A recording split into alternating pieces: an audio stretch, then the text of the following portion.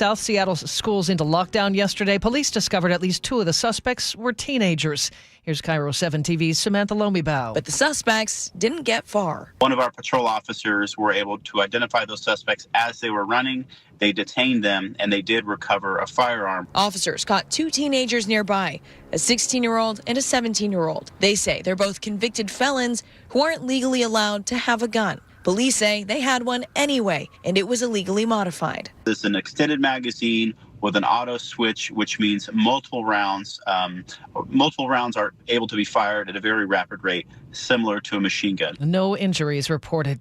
Investigators are a step closer to finding out what happened to a woman whose remains were found on vacant property 7 years ago. Long-awaited answers in a suspected murder out of Lake Tapps. A woman's body now identified as Linda Lee Schock. An excavator operator found her remains in a sealed yard debris container on 9th Street East 7 years ago. Schock was 53. The mystery still remains as to how she died and who killed her. So if you have information, call Crime Stoppers. That's KIRO 7 TV's Elle Thomas. A long-debated plan to use police and firefighter pension money to plug the state's budget hole may finally have the votes to pass. House Bill 2034 heads to a Senate committee hearing today after clearing the House earlier this month. The bill would pull about $3 billion from the pension fund's surplus. Democratic lawmakers say the plan is overfunded, and this is a one-time chance to deal with near-term budget problems. According to the Seattle Times, retirees, House Republicans, and local governments all have concerns. Some say withdrawing the cash now could expose retirees to market swings and other risks. Others worry it opens the door to tap other pension plans in the future. A push to lower Washington's legal DUI limit from .08 to .05 made it out of the Senate, but it died in committee in the House. Andrea Ray with the Washington Hospitality Association says the bill shifts the focus away from people who choose to drive drunk. It expands liability in ways that do not meaningfully improve road safety. I'm kind of disappointed when I see that the hospitality industry works very, very hard to end this. Senator John Lovick tells G and Ursula even though the bill is dead, he won't stop trying to lower the state's blood alcohol limit. He says when Utah did, the state saw a 20% drop in fatalities. A 29-year-old man from Everett whose car was hit by a school bus on northbound I-5 near Marysville Tuesday died in the hospital from his injuries. According to the State Patrol, he was stopped in the HOV lane when the bus collided with his car. The driver, a 59-year-old woman from Everett, was also injured and taken to the hospital. No children were on that bus, but there was another crash in Snohomish County involving a school bus. A van hit a bus yesterday morning in Snohomish. According to the Everett Herald, the van was backing out of a driveway when it hit the bus on 103rd Street Southeast. Low-speed collision about 8:40 in the morning. The bus did have 28 students and 1 driver on board. No one was hurt, and both vehicles had just minor damage. Well, today is the 25th anniversary of the Nisqually earthquake, a 6.8 magnitude quake. It was felt throughout western Washington with shaking lasting nearly a minute. KIRO legend Dave Ross was on the air during the quake. We are shaking like crazy here. We are having an earthquake, I believe. Yeah, we are. Hang on. The lamps are shaking here. We are rocking and rolling, ladies and gentlemen. The lamps are swaying back here. my God. I'm under the desk. I'm under the desk now. I'm going to bring the microphone down here. It seems to have calmed down. We're now, I feel like I'm on the ocean now. Is anybody seeing out the back door? Take a look at the viaduct out there. The Nisqually quake was the most destructive seismic event in our state since the 1940s. Hard to believe that was 25 years ago. Let's check the Thursday Drive now. Chris Sullivan is here with an update on traffic. 25 years. Yeah, I know. Let's hope for no repeat of that. Yeah, that was scary. Yeah, it was really scary. Looking at the drive now, nothing like that. All green on the map. We're looking really good. 35 minutes to make the trip from Federal Way to Seattle. Behind that, 30 minutes from Olympia to Tacoma. Up the valley, no problems either. 167 from Puyallup to Renton, looking really good. Now you got a little bit of braking in the ramp meter towards 405 northbound, but then Renton to Bellevue is only 15 or less. Across the lake, no problems coming down from the north end. Much better in Marysville than we were at this time yesterday. Looking really good there. And then Everett to Seattle or Bellevue's running under 35 minutes. So we're off to a really good start. No surprises. KIRO Newsradio real-time traffic. I'm Chris Sullivan. Our forecast, just like yesterday, we'll see partly cloudy skies for the bulk of the day. Just isolated showers and a high of 50. Same deal for your Friday tomorrow, and the weekend still looks beautiful. Partly cloudy Saturday and 50. Sunny on Sunday and 53. The sunshine sticks around as you head back to work on Monday with highs into the low to mid 50s. Right now, partly cloudy and 44 in Seattle. Coming up, former State Attorney General Rob McKenna breaks down a legal battle over election security. That's next here on Seattle's Morning News. Your best source for local news, serving Western Washington and the world with the KIRO Newsradio App. Always streaming live on your smart speakers. You're listening to KIRO Newsradio, Northwest News. This hour of Seattle's Morning News is brought to you by Closets by Design Seattle. Choke Points with Chris Sullivan. With Choke Points, we try to answer listeners' questions. It can be as simple as a neighborhood stop sign, or it can be as big as the budget for transportation. I don't care. I'll find the answer for you. It's really easy to get a hold of me at mynorthwest.com. We have a direct link there that gets right to me. You can also do it in the app. You can hit me up on the text line. Choke Points, presented by Carter Subaru. Tuesdays and Thursdays on KIRO News Radio 97.3 FM. Jackson Hewitt knows taxes are complicated, and with multiple jobs and tax forms, they're like Sonata complicated. Our no surprise pricing keeps things simple. Jackson Hewitt does your taxes for only $149 or less. And since we know all the new tax codes, you could get thousands back. So what are you waiting for? Hurry. File with Jackson Hewitt today for only $149 or less, guaranteed. Limited time offer for new clients on federal returns. Participating locations only. Terms at jacksonhewitt.com/149. Get in the zone, AutoZone. Welcome to A to Z Savings, our biggest sale of the year. Happy to be here. Can I get some rotors? Would you like brake pads with that? How much are the brake pads? Free with Duralast rotors. Free. Really? Really? Free. I also need some oil. Would you like an oil filter with that? Yeah. How much is that? Free with the oil. Free. Really? Really. Free. It's part of A to Z Savings with hundreds of deals. From A to free.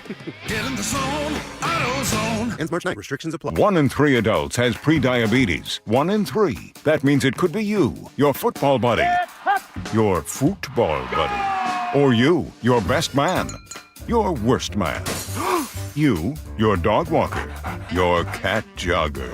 While 1 in 3 adults has prediabetes, with early diagnosis, prediabetes can be reversed. Take the risk test at doihaveprediabetes.org.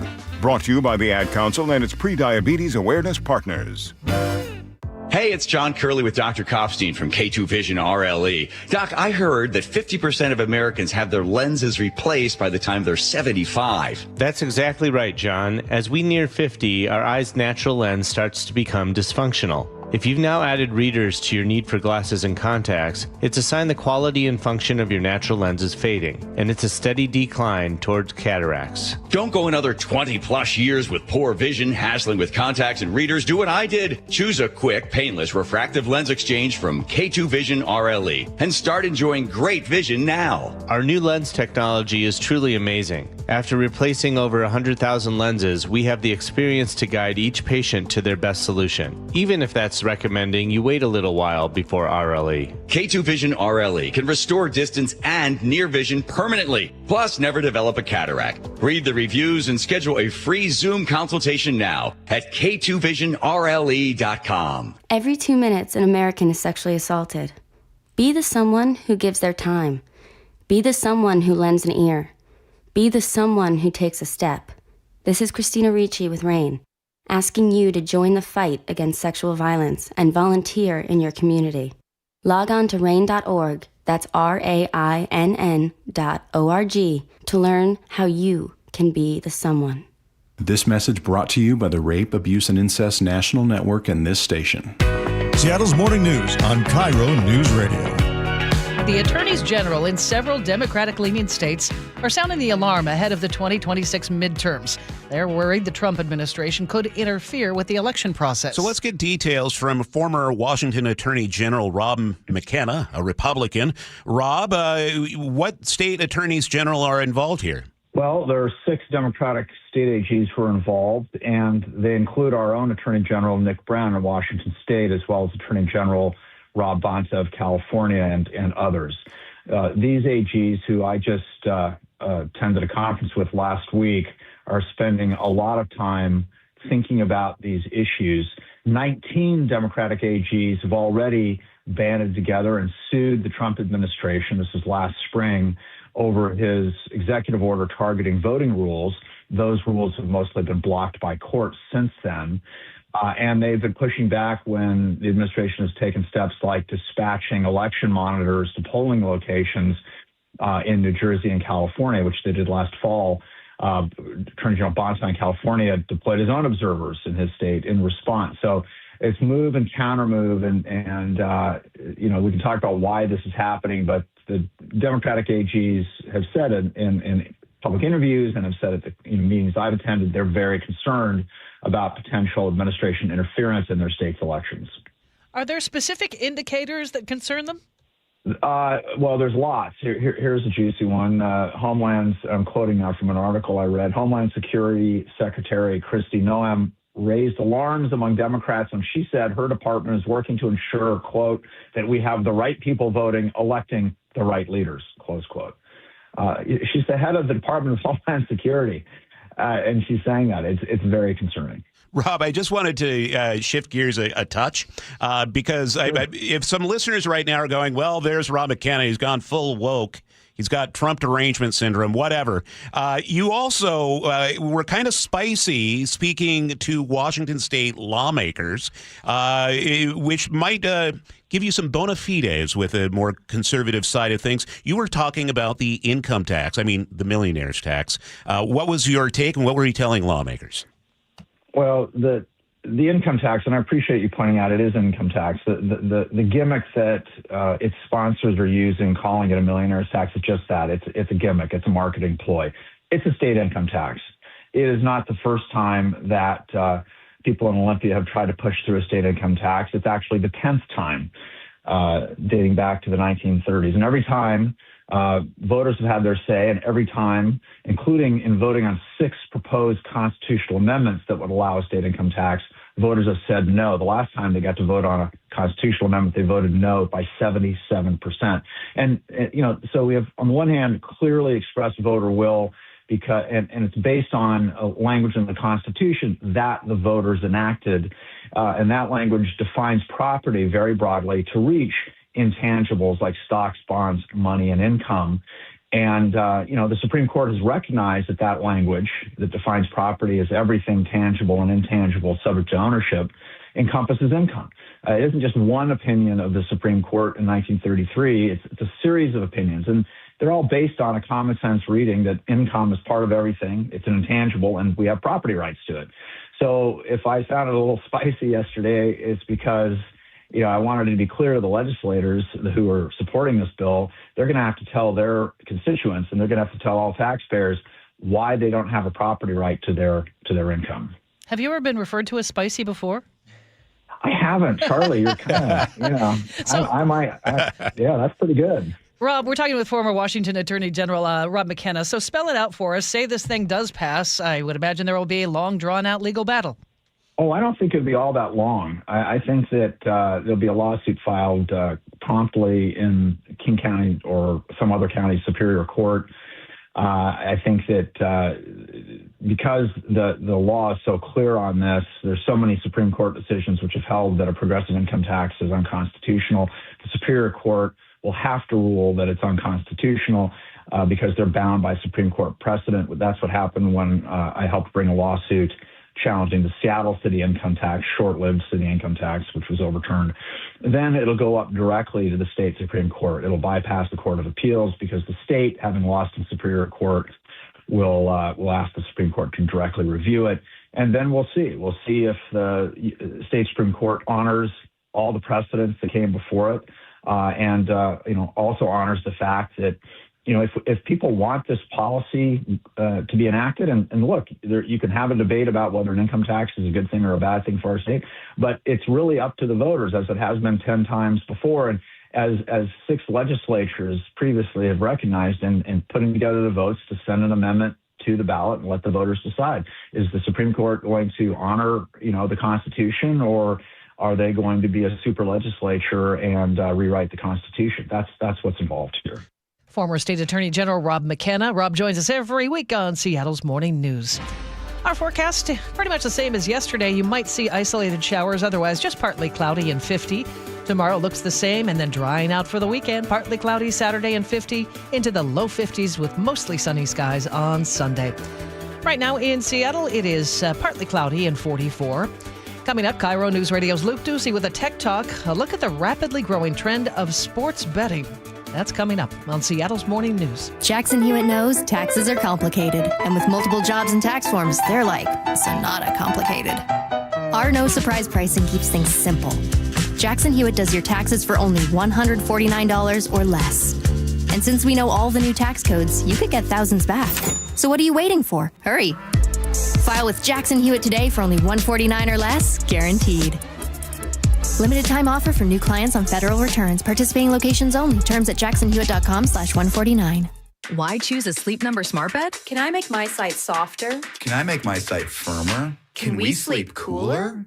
Sleep Number does that. Cools up to 8 times faster and lets you choose your ideal comfort on either side. Your Sleep Number setting. Enjoy personalized comfort for better sleep night after night. And now, during our President's Day sale, take 50% off our limited edition bed, plus an extra $100 off all mattresses. And Saturday. Only at a Sleep Number store or sleepnumber.com.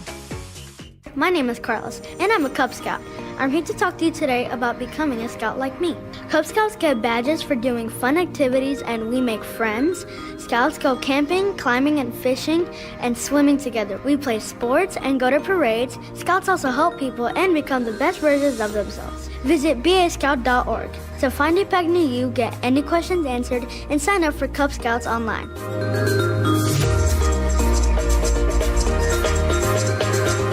Hey, Brock Hewitt here with my buddy Dave Taylor from First Mark Insurance. So glad, so thankful that Molly and I made the call. Had heard so many First Mark Challenge victories, we needed to take that challenge. What does happen from your perspective when that caller, when that email, when that person reaches out to you for a First Mark Challenge victory? That's a great question. So there's several steps we go through in the process. The first step is we're going to gather information, find out all we can about that client and what their needs are. The next step is we will go out to the market. We have dozens and dozens of carriers that will compete for the business. At the end of that process, we will then bring those findings back to the customer, show them what we found, and who the eventual winner was in that competition. And it may be who they're with. It might be, yes. And sometimes that's the best we can do is recommend they stay where they are, but maybe modify a few coverages to put them in a better position. So go take that challenge today. Go be the next First Mark Challenge victory. It costs you nothing, and they will be there with you every step of the way. FirstMarkInsurance.com. FirstMarkInsurance.com. He flew fighter jets in 2 wars and taught you how to drive a car. He fed everyone on the block, but never shared his secret recipes. And every time he'd tell a story, he'd own the room. But now more than ever, he may feel alone. Today, older adults and their loved ones are struggling to connect in a time when connection has never been more important. But there is something we can do. Embrace our older loved ones through StoryCorps Connect. With StoryCorps Connect, you can honor seniors remotely with an interview about their life. Every interview will be archived at the Library of Congress, becoming part of American history, so that years from now, future generations can listen in. All right, Grandpa, what's one piece of advice you have for me? Just 3 words, sweetheart. Live with courage. The man that had the best stories still has plenty of stories to tell. So connect virtually and share the conversation of a lifetime at StoryCorpsConnect.org/AARP. Connect, honor, share. StoryCorps Connect. A message from AARP, StoryCorps, and the Ad Council. Nick, did you know this is called quit time? Did you know what that is? I do not know. That means right about this time of the year, people quit their New Year's resolutions. Oh, kind of like last year. Okay, never mind. The important thing is that both of us made a New Year's resolution that we would take better care of ourselves for each other. And we're holding to that. We are not flaming out because... Longevity Medical Clinic. So we get the support of Longevity. We told them what our goals were, and they're like, absolutely, we'll get you in line. So they support me, they support you, and then as a couple, they're making us accountable for the decisions we make. So we're not going to be quitting on these things. I can't remember what your New Year's resolution was around the house. My New Year's resolution around the house was that I was going to try to get you to start putting things away. And I was going to get you to actually learn how to cook a piece of chicken. Oh, well, that's for next year. Okay, fine. Either way, we've got a team behind us Do what Nick and I have done. Take a free health analysis at lmclinic.com. That's lmclinic.com. Have you ever wondered how to use your tax return to reduce future taxes? Madrona Financial's 1040 Treasure Hunt is a free hands-on workshop that shows you how to analyze your return and uncover tax savings opportunities. This free event is happening March 3rd at 6 p.m. at Madrona's Kirkland office. RSVP at 833-673-7373 or visit madronafinancial.com/events to reserve your spot today. This is a paid advertisement. Investments involve risk. See full disclosures at madronafinancial.com. From posters and presentations to labels and loyalty cards, Staples has all the print to boost your brand. Shop now in-store and online. Staples. That was easy. KIRO Newsradio 97.3 FM. Northwest News. Now, the latest from KIRO Newsradio and mynorthwest.com. Good morning. It's 5:30. Reports of gunfire in the middle of the day near two schools in South Seattle yesterday led police to arrest two teenagers running from the scene.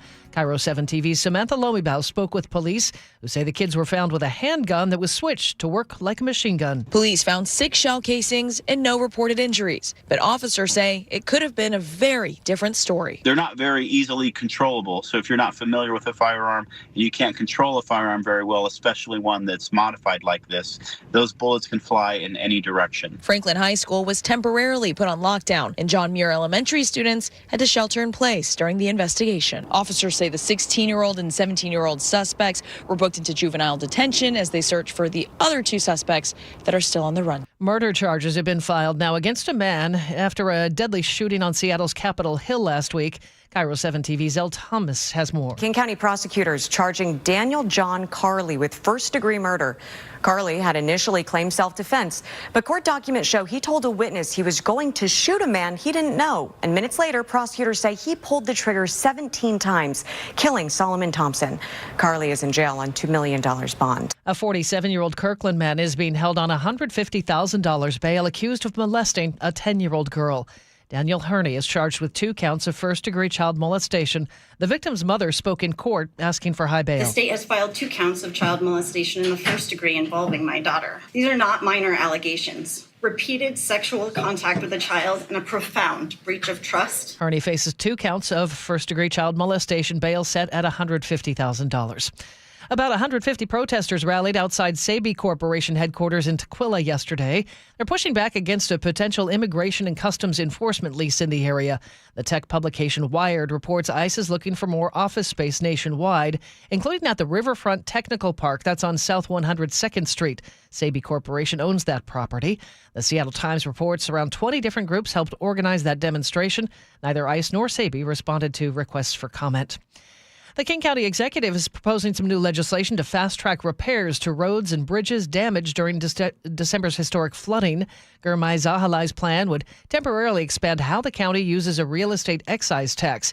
He says it would allow that money to cover transportation repairs without raising taxes. The idea does have bipartisan support.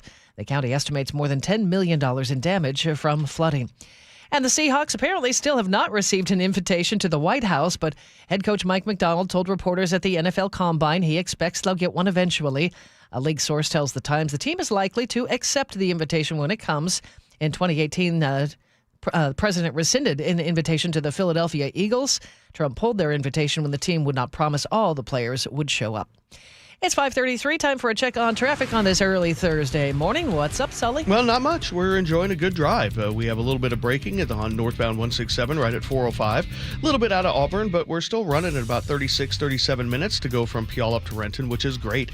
And then Renton to Bellevue, no issues, about 15 minutes. There's a little bit of congestion through the weaving and merging we have right by the Kent Des Moines Road coming up I-5 northbound from Federal Way, but 35 minutes or less to make the trip up to Seattle. Looking at the Valley Freeway I already gave you. Looking at Olympia to Tacoma. No problems for you guys. Nothing like we saw yesterday.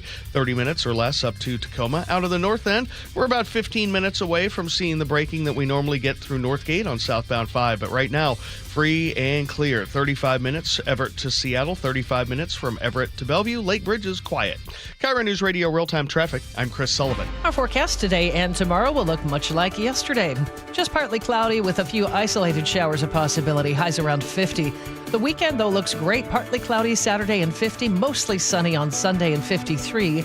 And that sunshine sticks around on Monday with highs just a tad warmer into the mid-50s. Right now in Seattle, partly cloudy and 44. Your best source for local news, serving Western Washington and the world with the KIRO Newsradio App. Always streaming live on your smart speakers. You're listening to KIRO Newsradio, Northwest News. Seattle's tradition for news and conversation. This is Seattle's Morning News with Charlie Harger and Manda Factor. It's now 5:35. In today's Tech Talk, sports gambling is exploding nationwide. Last year alone, Americans wagered more than $150 billion on games and matches. Now, a high-stakes legal fight is brewing over who gets to control one of the fastest-growing slices of the betting world. It's known as novelty betting. Many people are placing those wagers from their laptops or mobile phones. There is a fight going on in the world of online sports gambling over who is in charge. In one corner, state gambling regulators, including the Nevada Gaming Control Board. Yeah, Vegas, baby, Vegas. Nevada's board and other boards like them are suing so-called novelty betting companies to kick them out of their states for good. In the other corner, chairman of the Commodity Futures Trading Commission, Michael Selig, who's telling Nevada and every other state he will make those decisions about who gets kicked out and who doesn't. There's a new sheriff in town, and his name is Reggie Hammond. Y'all be cool.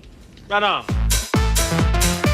At issue is whether or not novelty betting is betting or not betting, even though it sounds a lot like betting, but it's not, maybe kind of sorta. Let me explain. With traditional sports betting, bettors go to a casino and slap down $10 on the Seahawks to cover as 4.5-point favorites in the Super Bowl, which they did, by the way. 3, 2, 1, the Seahawks!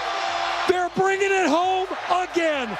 With novelty betting, users go online and enter into sports event contracts, which allows them to buy and sell positions tied to the outcome of sporting events, like will the Seahawks cover 4.5 points in the Super Bowl, yes or no? Which, again, they did, by the way. The Seahawks win Super Bowl 60. The federal government says those contracts are financial derivatives regulated under federal commodities law, not traditional sports bets controlled by states. Therefore, while state law prohibits a bettor from gambling online here in Washington unless they're on casino property, any user can enter a sports event contract online from the comfort of their own sofa. I love these lazy Saturdays.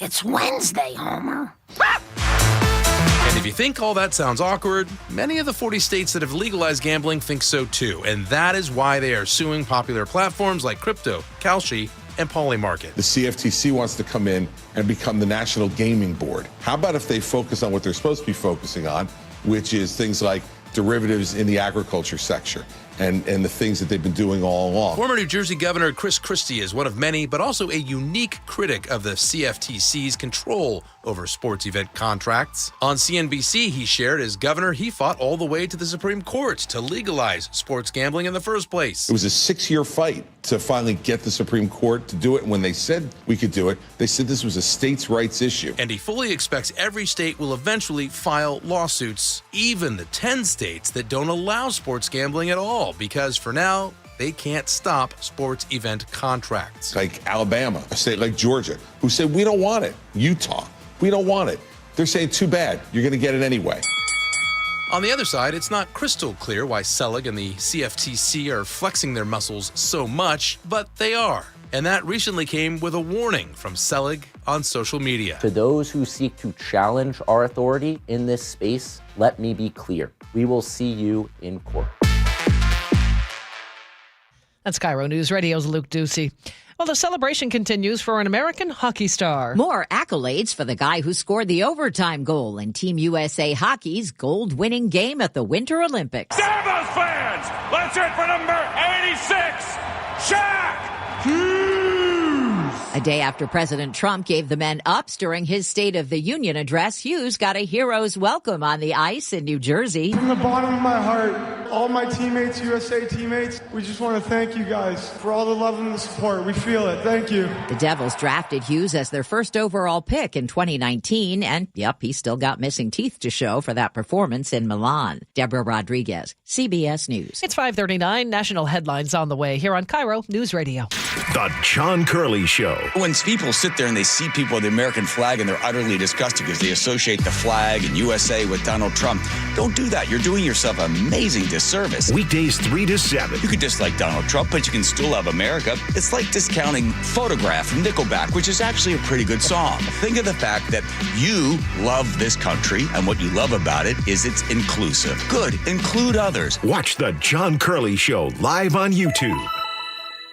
Wesley is a truck driver. I drive a truck, and I love what I do. A truck driver with IRS troubles. They told me I owed them $43,000. It got really bad. Quite a few letters in the mail. They were talking about wage garnishment, coming after my house, my car. Yeah, they don't play around. I seriously thought that I was going to lose everything. One sleepless night, Wesley finally made a call to Optima Tax Relief at 2 a.m. Kind of figured I'd get a machine, but I didn't. I actually got to talk to an actual person in the middle of the night. He found just what he was looking for. Oh, they were great people. You need a team of people that know what they're doing. Optima Tax. They know what they're doing. Optima Tax Relief came through with flying colors. I saved an incredible amount of money. Happy don't even come close. I was absolutely overjoyed. Take Wesley's advice. If you're in any kind of trouble with the IRS, call Optima Tax Relief. Don't trust anybody else. Call Optima for a free consultation. Call 800-343-6460. 800-343-6460. 800-343-6460. Optima Tax Relief. Some restrictions apply. For complete details, please visit OptimaTaxRelief.com. Your best source for local news. KIRO Newsradio. Northwest News. I'm worried. About what? Water. Oh? Hot water, if you really want to know. Water heater worries? Worried it's wearing down. Running out? The hot doesn't last like it used to. So you're... worried. I got a guaranteed fix. Let me guess. A new water heater. Right, but... that's what worries me. Well, worry no more. Why? What you need is an Apollo Plumbing water heater. Because? We include Wrenchy's worry-free warranty. Wrenchy's what? Worry-free warranty. Which means? When it wears out, we replace it. No extra charge. As an A-List Club member, you're covered for life. For life? For as long as you're an A-List member. You get annual life-extending water heater flushes included. So it lasts longer. Right. And when it needs replacement, you're covered. With no worries. Because it's Wrenchy's worry-free warranty. What else would you expect from the Ready Right Now plumbers? Apollo Plumbing. Home of Wrenchy's worry-free warranty. What about tankless ones? Worry-free too. Gotta love that Wrenchy. ApolloPlumbing.com. High five. Up top. Dave's company just got the 5-year price lock guarantee from Comcast Business. Yeah! It's 5 years of gig speed internet, advanced security, and a great rate that won't change. All from the company with 99.9% network reliability. Heck yeah! He hasn't given this many high fives since Deborah brought in her famous banana bread. Yes! The Comcast Business 5-year price lock guarantee. Powering 5 years of savings, powering possibilities. And it's hurting, but I am not stopping. Woo! For a limited time, now through March 29th, switch to Comcast Business to lock in your rate for 5 years and get a $500 prepaid card on a qualifying gig bundle. Or ask how to get started with 150 megabit internet and Security Edge for $59.99 a month for 12 months with a 2-year agreement. Don't wait. Call today. Restrictions apply. New customers only. 1-year contract required for guaranteed rate. Paperless billing and automatic payments with bank account required. 5-year pricing applies to monthly service charge excluding taxes and fees. CBS News Brief. Cuba says its border guards killed 4 people on a Florida-registered speedboat who planned to infiltrate the island for terrorist purposes. Secretary of State Marco Rubio. I'm very, very confident that we will know the full story of what happened here, and we will know it soon. And then, we'll respond appropriately based on what that information tells us. Indirect talks between the U.S. and Iran underway in Geneva on Tehran's nuclear program. Foreign Minister Abbas Araghchi says it behooves them to reach an agreement. There would be no victory for anybody. It would be a devastating war. Bill and Hillary Clinton begin taped appearances today to be shown to lawmakers investigating their ties to Jeffrey Epstein. CBS's Nicole Killian. The Clintons' depositions follow months of back-and-forth negotiations with the House Oversight Committee. The former first couple has been pushing to testify publicly, but instead they'll appear for closed-door taped depositions. CBS News Brief. I'm Deborah Rodriguez. Our forecast, pretty much like yesterday, just a few showers a possibility. Otherwise, partly cloudy and 50. Tomorrow looks the same. Then the weekend looks dry. Partly cloudy Saturday and 50. Will warm up a tad on Sunday with mostly sunny skies. And the sunshine will stay with us into the first part of next week. Right now in Seattle, partly cloudy and 44. Coming up, can ketamine help those dealing with fentanyl withdrawal symptoms? A surprising new study looks into that. Dr. Lucinda Grandy has the research coming up on Seattle's Morning News. The stock market was on fire in 2025 due to AI and tech stocks. Now is the time to set a strategy for 2026. It's a good opportunity to lock in those gains and invest into a stable platform. With $8 trillion in cash sitting on the sidelines, investors are either scared or unsure where to go. Hi, I'm Scott Rurecka, CEO of Legacy Group Capital in Bellevue. Legacy Group Capital develops local real estate, lends money, and shares the profits with our investors. Diversify with Legacy Group Capital. Invest into our Northwest Fund, which is currently delivering 9% on a fixed rate term. It's our flagship fund for 19 years with zero investor losses. And yes, we do accept IRAs. Find out why 1,300 local investors have invested over $350 million. Legacy Group Capital at legacyg.com. This is not investment advice. Investments available to accredited investors only. Details at legacyg.com. Jackson Hewitt knows taxes are complicated, and with multiple jobs and tax forms, they're like Sonata complicated. Our no surprise pricing keeps things simple. Jackson Hewitt does your taxes for only $149 or less. And since we know all the new tax codes, you could get thousands back. So what are you waiting for? Hurry. File with Jackson Hewitt today for only $149 or less, guaranteed. Limited time offer for new clients on federal returns. Participating locations only. Terms at jacksonhewitt.com/149. Wesley Financial Group is not a law firm, and Chuck McDowell, definitely not an attorney. This is Chuck. If someone talked you into buying something really silly and you want to get out of that silly little thing, my advice, get the facts. Call me and I'll send you our timeshare exit kit absolutely free. Inside, you'll learn how timeshare works and all your options for cancellation. Call Wesley now for your free exit info kit. 800-290-7100. That's 800-290-7100. This is the city's longest-running radio news show, Seattle's Morning News on KIRO Newsradio. What if you could spend 44 cents for a treatment that may help somebody ease out of the addiction to fentanyl? Well, there's some research out, and I'm really excited to talk about it with Dr. Lucinda Grandy with the University of Washington. She's a clinical associate professor of family medicine there, and you have been doing some research about using ketamine with people who have fentanyl addiction. Can you tell us about that? Yeah, this is a very exciting project. It is based on some work that I've been doing over the past 12 years that relates to use of extremely low doses of ketamine for all different kinds of things, in particular chronic pain and depression. But most recently, we've been using it to help people transition from fentanyl to buprenorphine, which is one of the two highly effective treatments for opioid use disorder. And it's really wonderful because trying to get people transition from fentanyl to buprenorphine has been really a challenge because of the withdrawal symptoms that people have to go through. They either have to wait a long time after their last use of fentanyl and experience just the withdrawal symptoms from the fentanyl, or when they start the buprenorphine, a lot of times people will actually trigger a worsening of their withdrawal symptoms. And a lot of people who use fentanyl are really worried about that and would really rather not go through that risk, and they just continue using fentanyl instead of getting into this really effective treatment. So this, what happens here? So is somebody, they go in for treatment, and this is kind of a adjunct or a bridge to buprenorphine? That's the way that it can work.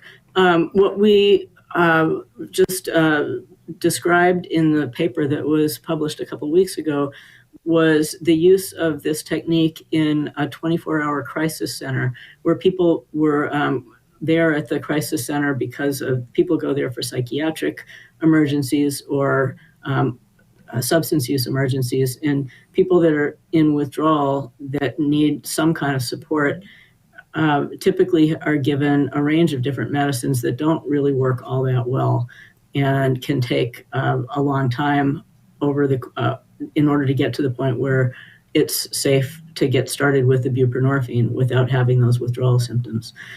So this study was done in Alabama, and there's the clinic director there, Luke Engerizer, who's the Addiction Medicine Fellowship Director at South Alabama University. And the clinic director took an adaptation of a technique that I had been using in the outpatient setting, and he did it systematically, where he used a very tiny amount of ketamine for people that were already in a small, kind of moderate withdrawal, and 30 minutes later, their withdrawal was basically resolved, or at least greatly reduced, and then they were able to take a therapeutic dose of buprenorphine without it causing the worsening of withdrawal. And that was really all they needed, and they were now at a therapeutic level of buprenorphine and could move forward with their life. And buprenorphine, is this like the Suboxone or Sublocade we hear about?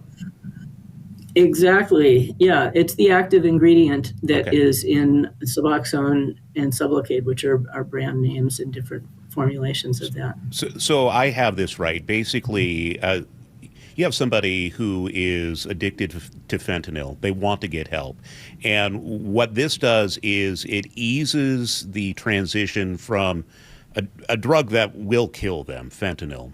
It eases the withdrawal and gets them onto the buprenorphine in a more easy way. They're still going to need treatment after that, right?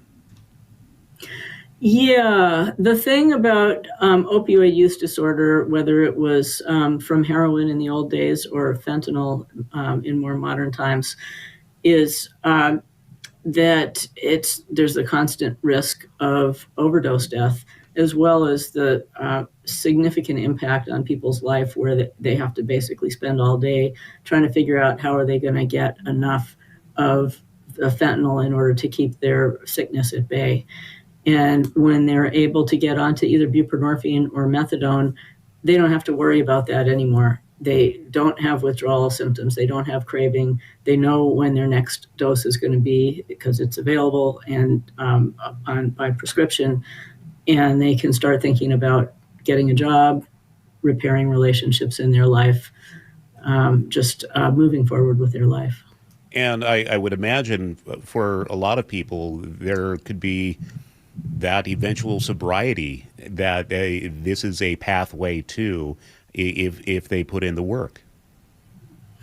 Yeah, so the term sobriety is it's a little bit tricky because there are people who view use of any medication as if as if it were replacing one drug with another.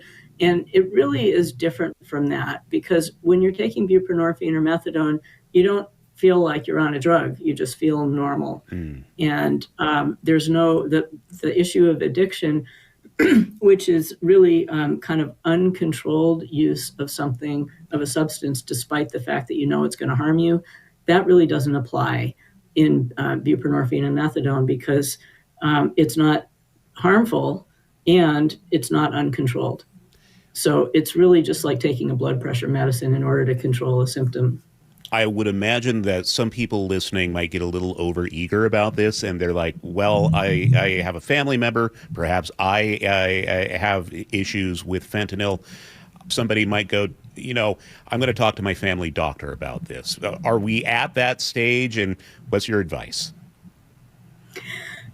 Yeah, I hope that there are people that are listening that are thinking about this. Unfortunately, if they go to their family doctor, the family doctor may not know about it, for one thing. And even if they do look it up, they may say, this is kind of outside my bailiwick. It isn't something I'm comfortable with. And they would direct the person perhaps to an addiction treatment program. And even the addiction treatment programs will not be familiar with it because it's really very new. So hopefully by people listening to this and going and talking with their specialists, that will raise awareness. And so I'm really happy to have the opportunity to talk with you about it, to raise awareness and get more people interested and willing to treat patients. Fascinating research. I really do appreciate your time. Dr. Lucinda Grandi, who is with the University of Washington. Doc, we will have this up on mynorthwest.com as well for people to find out more. Thanks for your time this morning. Thank you very much. I enjoyed talking with you. It's 5:54. Our forecast today looks much like yesterday's. Just a few lingering showers and 50. Otherwise, partly cloudy, not a bad day. Tomorrow looks the same. The weekend looks really nice. Partly cloudy Saturday and 50. Mostly sunny into the mid-50s, possibly on Sunday. Looks like that trend will continue into the first part of next week. Right now it is partly cloudy and 44 in Seattle. This is KIRO News Radio, and coming up in the next hour, we'll get to more of your day's local headlines. KIRO News Radio's Luke Ducey will break down the bills that did not make it past yesterday's policy cutoff in the legislature. And Sully has a choke point for you, why the closing of one transfer station in Snohomish County could create a pretty stinky problem for people. You're listening to Seattle's Morning News. You can always contact the show by texting us on the Muckleshoot Casino Resort text line. That is 888-973-5476. And our inbox is always open for your news, tip, and story ideas at mynorthwest.com. Thanks for being with us here on KIRO News Radio.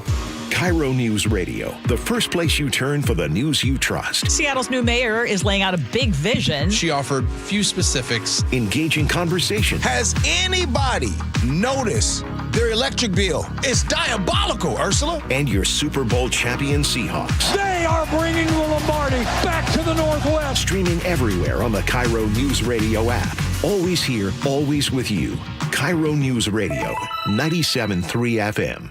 KIRO FM and HD1, Tacoma, Seattle. Hey, it's Doctors King and Copstein from K2 Vision. If you're at the stage where you need readers, whether you've had LASIK or not, it may be time to consider K2 Vision RLE. I tell my King LASIK patients, laser vision correction won't solve the eventual need for reading glasses due to an aging, dysfunctional lens. But K2 Vision RLE will. It's not a question of if your lens becomes dysfunctional, it's when. At that point, you'll need reading glasses and could benefit from refractive lens exchange. K2 Vision RLE is a quick, painless procedure that restores distance and near vision permanently. In other words, no glasses, no contacts, and no readers. And no cataracts. Exactly. After K2 Vision RLE, you will never develop a cataract. K2 Vision doctors have performed over 150,000 procedures and followed the outcomes. They have the experience to know when it's your right time for RLE. Schedule your free Zoom consult today at k2visionrle.com. K2 Vision RLE. No readers, glasses, contacts, or cataracts. Yep, it's raining out there. Integrity Roofing and Construction is your trusted local roofing team. Integrity offers free estimates, and their customer satisfaction speaks for itself. They'll keep your home leak-free and protected from the northwest rains. Visit integrityrc.com to schedule a roof assessment or video inspection today. With years of experience in roofing and restoration, their skilled team can help with a simple roof repair or a full renovation. Don't wait until the next storm hits. Schedule your free estimate today. Visit integrityrc.com. That's integrityrc.com. You know, retirement is supposed to be a time of rest and relaxation. But every week I get calls from seniors who are stressed out because their cost of living keeps going up. They love their home and they want to stay in it, but they're struggling with rising property taxes, monthly bills, and monthly mortgage payments if they have one. Hi, I'm Steve Teitler, owner of Best Mortgage, a local family-owned company. I specialize in the reverse mortgage, which allows seniors to tap into your home equity for tax-free cash to pay off your mortgage, pay off debts, and maybe put some extra money in the bank. A reverse mortgage is a great option for some people, but it's not right for everyone. So give me a call and you'll talk directly to me in person or over the phone for honest advice you can trust. Search for Best Mortgage on the web or call us at 425-649-6000. You'll talk to me, not an AI robot. Best Mortgage, 425-649-6000. Well, I'm sure by now you've heard interviews with a whole lot of people who took the First Mark Challenge and saved so much money on their insurance and got better coverage too. We call them First Mark victories. Well, I took the First Mark Challenge too, and I'm thrilled to say that First Mark is saving us thousands. Now, that's what I call a victory. You know, I was with the same agent for so long, I simply assumed they were working hard to get me the best coverage and save me money. But it wasn't the case, and you should find out too by taking the First Mark Insurance Challenge. First Mark works for you, not the insurance carriers. First Mark will fully analyze your current coverage, making sure you're not overpaying for the wrong coverage, which could leave you at risk for financial loss. Then they carefully search the market, dozens of major carriers to find you the best fit, and that's it. First Mark Insurance has helped thousands of families successfully manage the complicated world of insurance and save them thousands, me included. Be the next First Mark Challenge victory. Take the First Mark Challenge right now. It's totally free. Go to firstmarkinsurance.com. First Mark Insurance. They work for you. Your new home is ready now. D.R. Horton, America's builder, has new construction communities across Puget Sound and Central Washington, with more coming. Find your new home at drhorton.com. America's builder, an equal housing opportunity builder. Your best source for local news. KIRO Newsradio, KIRO FM and HD1, Tacoma, Seattle, Northwest News. This is CBS News on the Hour, sponsored by Pfizer.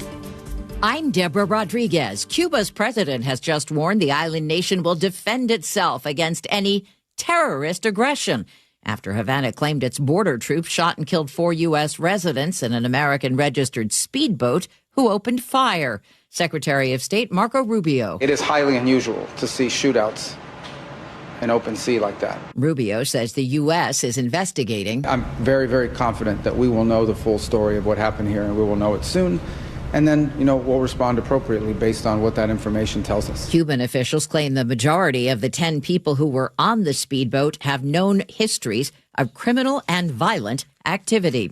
Hillary and Bill Clinton are set to reveal their dealings with the late convicted sex offender Jeffrey Epstein in testimony for lawmakers on Capitol Hill. Correspondent Nicole Killian is in New York. The former first couple has been pushing to testify publicly, but instead they'll appear for closed-door tape depositions that will later be released by the panel. They were subpoenaed last year and threatened with contempt of Congress for failing to show for a previous deposition as part of the committee's investigation into the handling of the Jeffrey Epstein case. Hillary Clinton is set to testify today, her husband tomorrow, near their home in Chappaqua, New York.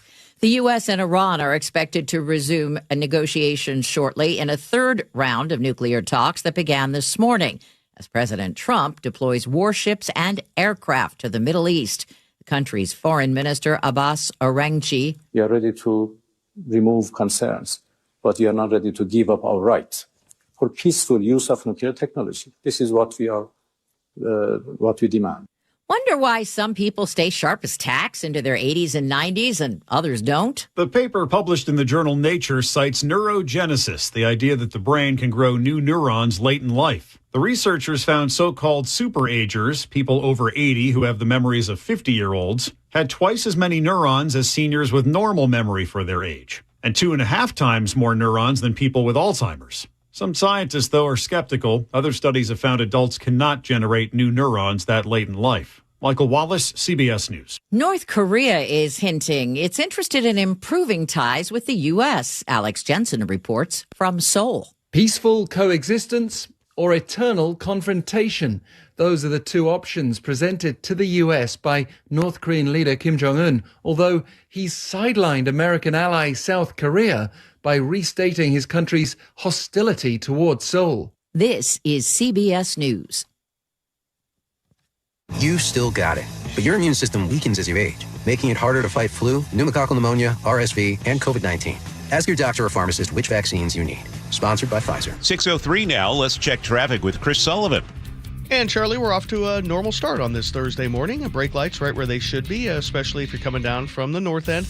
We've already got a little bit of a backup approaching the forced merge at Northgate, so we're already running a little bit behind schedule. 40 minutes from Everett into Seattle, about 35 from Everett into Bellevue. Just a little bit of hesitation through Canyon Park. There's also a little slowing getting through Marysville, but nothing you can't handle. Northbound 509 is already really slow approaching the First Avenue South Bridge. We had a bridge lift about 25 minutes ago.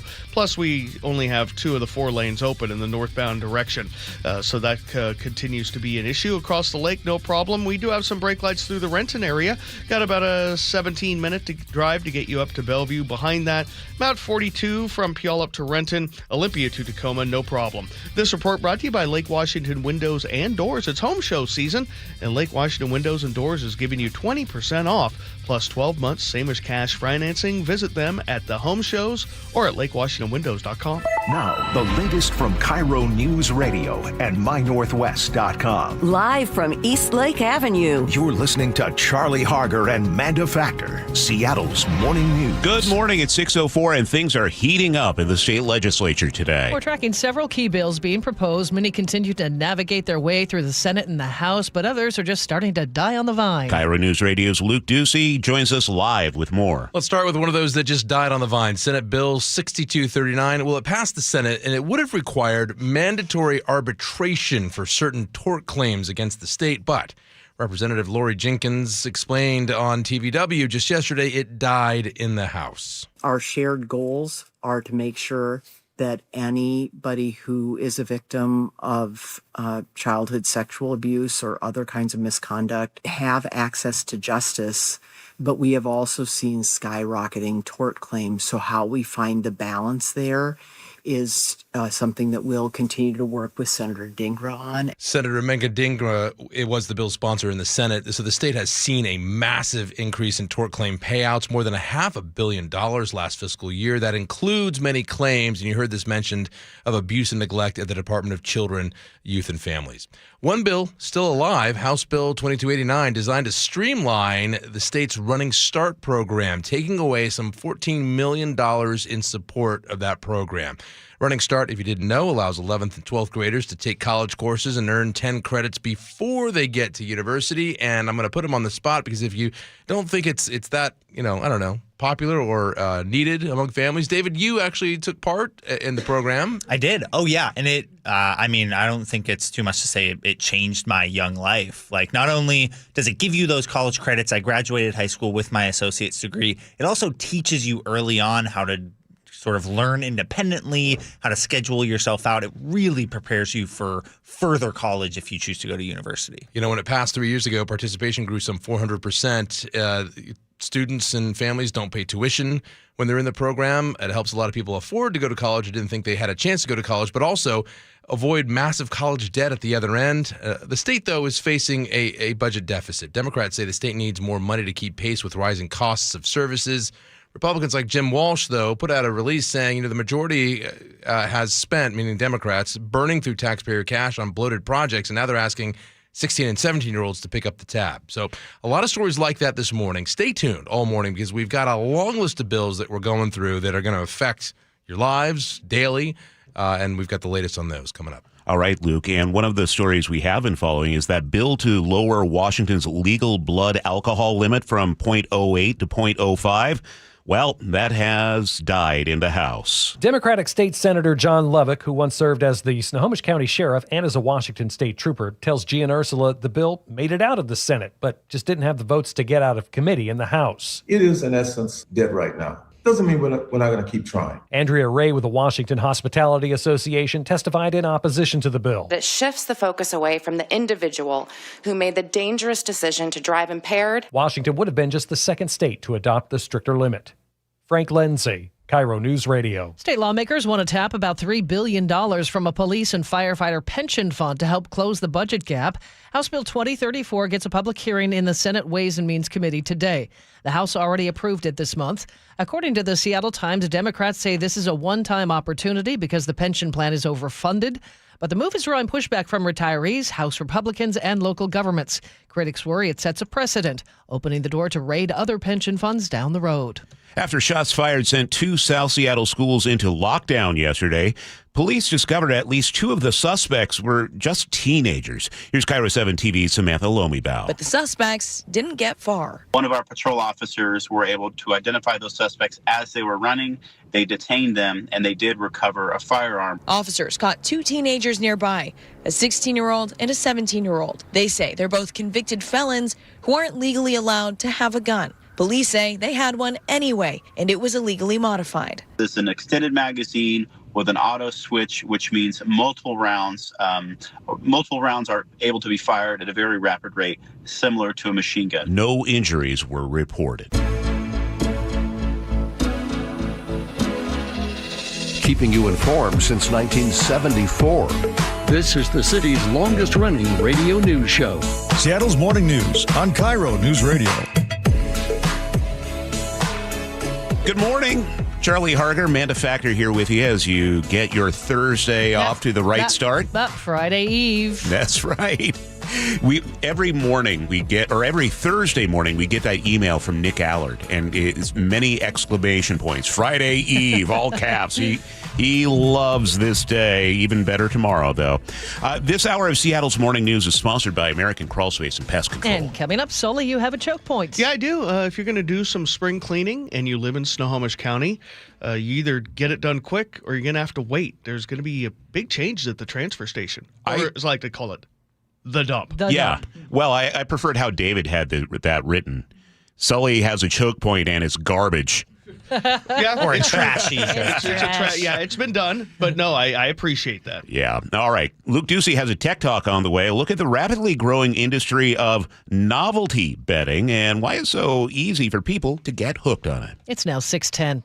A 29-year-old man from Everett whose car was hit by a school bus on northbound I-5 near Marysville Tuesday died in the hospital from his injuries. According to the State Patrol, he was stopped in the HOV lane when the bus collided with his car. The bus driver, a 59-year-old woman from Everett, was also injured and taken to the hospital. No kids were on the bus at the time of that crash. There was a second crash involving a school bus this week. A van hit a bus yesterday morning in Snohomish. According to the Everett Herald, the van was backing out of a driveway when it hit the bus on 103rd Street Southeast.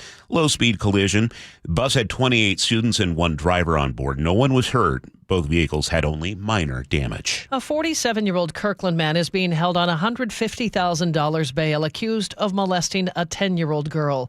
Daniel Herney is charged with 2 counts of first-degree child molestation. The victim's mother spoke in court asking for high bail. The state has filed 2 counts of child molestation in the first degree involving my daughter. These are not minor allegations. Repeated sexual contact with a child and a profound breach of trust. Again, bail set at $150,000. A cow caused a major traffic collision in Graham on Sunday. Here's KIRO 7 TV's Elle Thomas. Multiple 911 callers reporting a very large cow causing a major collision on Meridian East in Graham.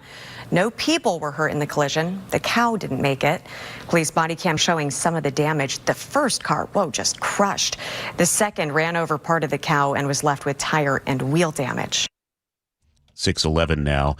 Big welcome home for the 4 Seattle Torrent hockey players who helped USA Hockey win gold at the Olympics. Here's Captain Hillary Knight. To be able to share that with this community that's championed us and who has loved us and supported us since day one and even before day one, before we even got here. So thank you very much for supporting us. So Seattle soccer star Megan Rapinoe was there to celebrate too. Thank you for this incredible moment that you gave us that will be memories for the rest of our lives. And their first game back is going to be a big celebration. It's Friday against the Toronto Scepters. Friday, is that tomorrow?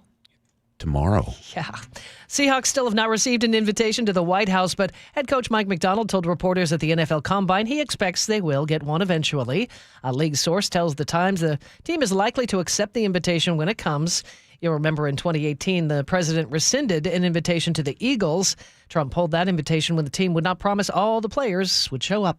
6:12, time to get a check on the weather. Nick Allard, I just told everybody how I look forward to getting the forecast email from you on Thursdays, because what is the subject line every Thursday? Friday Eve morning weather note.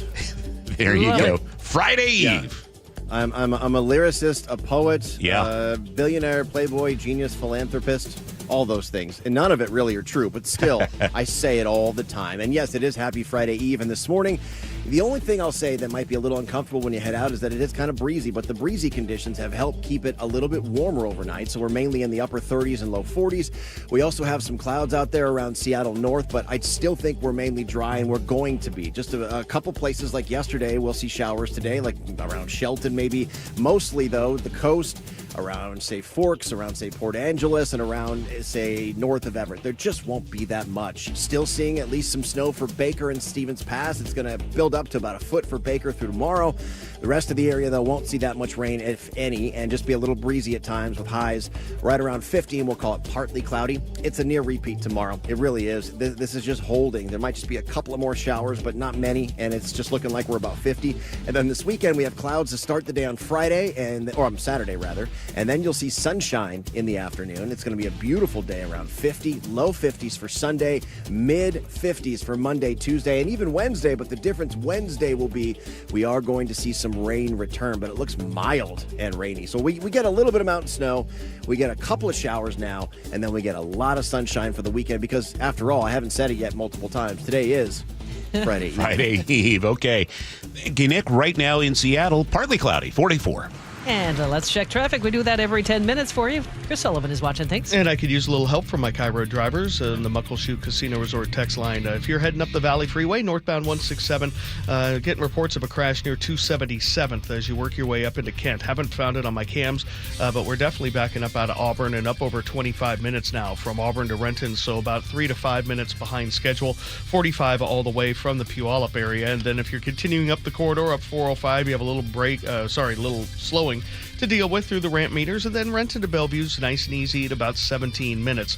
Olympia to Tacoma, no problems for you, and then Federal Way to Seattle is running under 40 minutes. We have about a 42, 43-minute drive now from Everett to Seattle with the brake lights there past the Northgate area, and then a little bit in Canyon Park on 405, so we're running about 40 minutes from Everett to Bellevue. What we had earlier in Marysville seems to have cleaned out.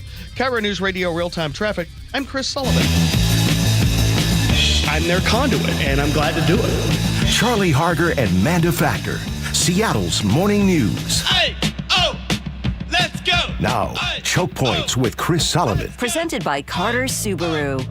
Well, it's that time of year, time to clean out the house and make that run to the dump. Or the transfer station.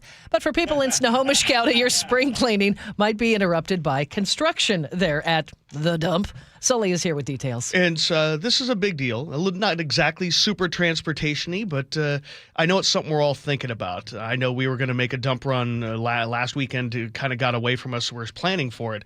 But Snohomish County's biggest transfer station is going to be closed for most of March. The Airport Road facility, which is at the south end of Payne Field, the one that I go to, it will close March 9th and remain closed until March 29th, almost a whole month. The county is resurfacing the tipping floor, which is basically the entire concrete slab where you dump your garbage. Where you see the front loaders running by, where you dump all the garbage, they push it into the chute, that's the tipping floor. And that's what needs to get repaired. That's project manager Michael Smith says the surface was last repaired in 2017 and it's time for more work.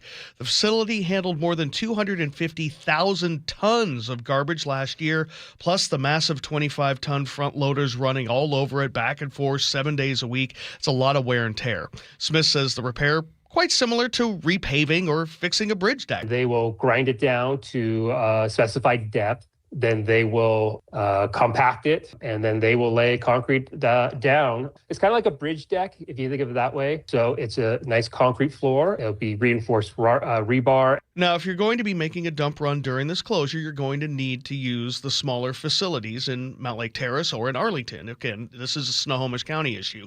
And you should expect delays because those are smaller and they can't handle the volume. During the shutdown, to expect longer wait times at our other two facilities and prepare and plan ahead. I put a link up at mynorthwest.com on where you can find the current wait times and pictures of those waits at the Snohomish County transfer stations. We do have a check the line feature on there which has cameras that face the line going into the facility. Customers are always encouraged to visit the website, view to check the line, and see what the wait times are there. More than 1,200 people a day use that Airport Road facility on peak days, thinking the weekends as well. Plus, you have all the commercial garbage trucks and haulers that go in and out of there as well.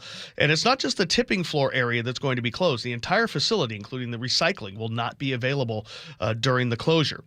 Not that I'm giving you the okay to blow off your spring cleaning, but you might want to make your dump run in the next 2 weekends this weekend really, or wait till April really.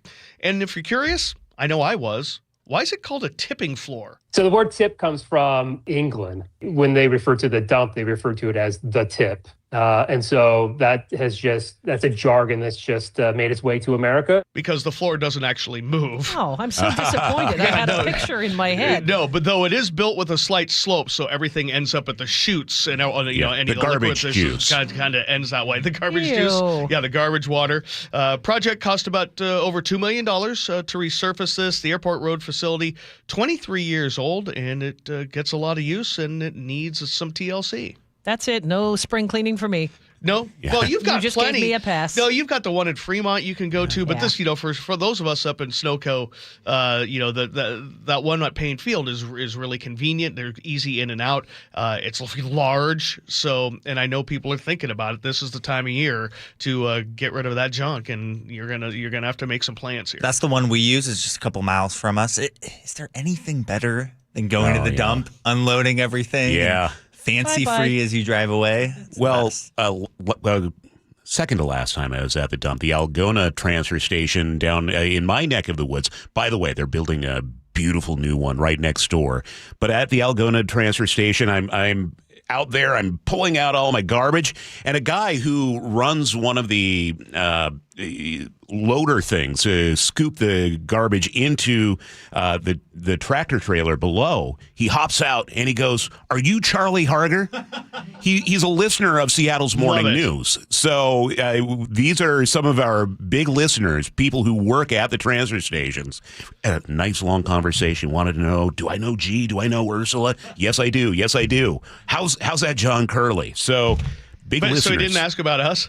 Oh no, I didn't really want to talk about Sully. I'm like, the guy likes his privacy. Yeah, that's me. This is the longest conversation I have garbage? ever had about garbage. Yeah. I must be in a room full of boys. Yes. Excellent. Yes. We were raised watching Oscar the Grouch. Of course we love garbage. By the way, did he critique what was in your garbage? No, I was almost a little embarrassed. I'm like, oh, geez. Hope you didn't see that. Yeah, that mattress is a little, Yeah. All right. Are we done with the garbage talk? I mean, I could go for hours. Who doesn't love a dump run? Well, me. Okay. Oh, but you have that new pickup now. You can probably... I'm not putting garbage that in pickup that. is so you're kidding me? Thing's way too nice. That's a classic vehicle. Let's move along, shall we? We will. Stand by, Sully. We'll get back to you for traffic in just a moment. NASA is rolling the massive rocket back to its hangar for repairs, which adds another delay to the first moon mission in more than 50 years. Here's CBS News correspondent Allison Keyes. NASA pulled its massive Artemis 2 moon rocket off of its pad for a very slow trip back to its hangar for repairs. CBS News space consultant Bill Harwood explains why. So engineers can repair a helium pressurization problem with the rocket's second stage. The 4-mile trip is expected to take up to 12 hours to complete, and several stops and starts are expected along the way. Engineers also plan to replace limited-life batteries in the Space Launch System's rocket self-destruct system. Allison Keyes, CBS News. You know what a Venn diagram is, right? The overlap of two different interests, but there's an overlap? Yes. Well, if you're interested in dump runs, I suspect you might also be interested in this story. Metallica has announced a residency at the Sphere in Las Vegas. Metallica will be the first metal act to play the Sphere since it opened in 2023. The band is calling it the Life Burns Faster residency. The first show will be October 1st, followed by 7 more throughout that month, culminating with a finale on Halloween. Metallica says it will continue its no-repeat weekend tradition. That is, it will not repeat any songs in consecutive shows. Tickets will go on sale next Friday, March 6th.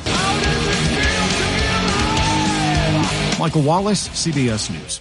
Okay, I'm not a huge Metallica fan. However, I gained so much respect for them when they were playing kids' instruments. Oh, do you remember that Jimmy with Jimmy Fallon? Yeah. So funny. talented guys.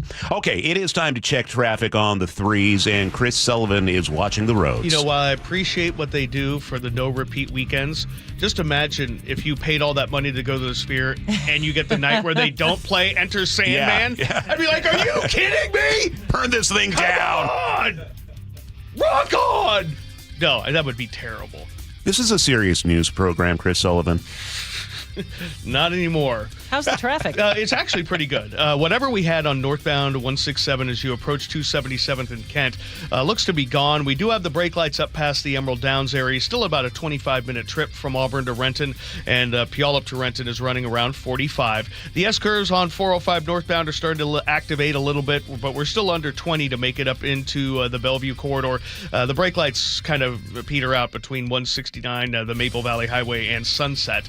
The Federal Way to Seattle, often on braking out of Federal Way through the merging a little bit north of the Kent-Des Moines Road, and then up at the north end. So give yourself about 44 minutes to make the drive. Behind that, though, Olympia to Tacoma, if you're coming up from that corridor, no problems. 30 minutes to Tacoma. Coming down from the north end, looking much better in Marysville than we did yesterday. And then a pretty decent drive. It's under 45 minutes from Everett to Seattle or Bellevue. Brake lights are in the usual places.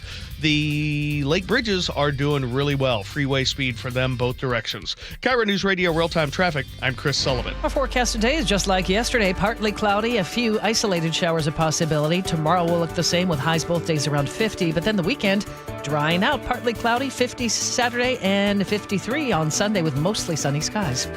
It's 44 in Seattle right now. And coming up, more of the day's top stories. KIRO News Radio's Luke Ducey has a look at some of the things that died in the legislature this week. We'll also get to your opening bell report here on Seattle's Morning News. Now, a word for the team at Boss Retirement Solutions. Here's a math problem nobody teaches you in school. You work for, 35 years. You save diligently, build up a real nest egg. And then when you finally retire, 30, maybe 40% of it can go to taxes. It's not a verbal typo. That's a reality for a lot of people who didn't plan ahead.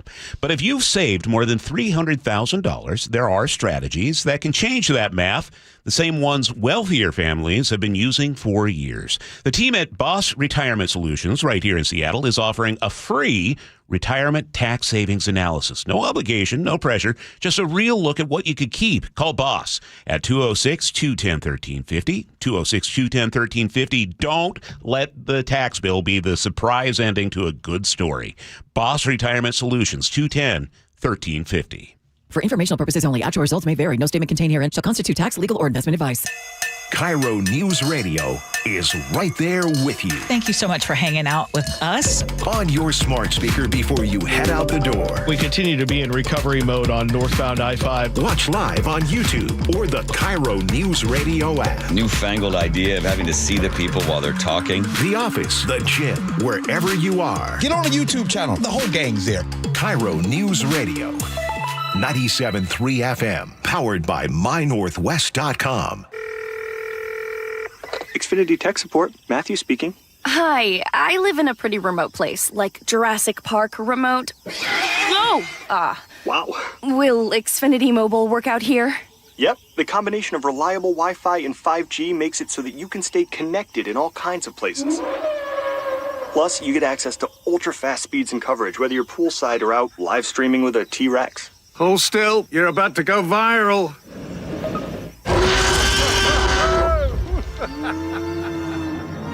Welcome to a new era of Wi-Fi boosted mobile. Cut your mobile bill in half with 2 lines of unlimited. Discover a new era of Wi-Fi boosted mobile at xfinitymobile.com. Xfinity. Imagine that. Watch Jurassic Park with Xfinity. Savings comparison based on promotional rate for 2 lines of Xfinity Mobile Unlimited versus 2 lines of T-Mobile Experience More, Verizon Unlimited Plus, and AT&T Starter as of February 10th, 2026. It's cold outside, and if you're noticing it's taking forever to heat your home, there are cold spots in certain rooms, your furnace turns off and on a lot, or it never stops, or maybe your energy bill is just way too high. These are all warning signs that your home needs a blanket. There may be something wrong with your insulation, which means not only are you uncomfortable in your own home, but you could be wasting hundreds or thousands of dollars a year in lost energy. Call Insulation Northwest today, and we'll send one of our professionals to give you a fast, free energy inspection to determine if there is a problem. And if there is a problem, we can fix it fast. Most jobs are completed in one day. You have nothing to lose. The inspection is free and only takes about an hour and could save you thousands. Keep the heat in, the cold out, and your energy bill low. Call Insulation Northwest today. Insulation Northwest, the real insulation company. Please ask if you qualify for thousands of dollars of free rebates from your energy company.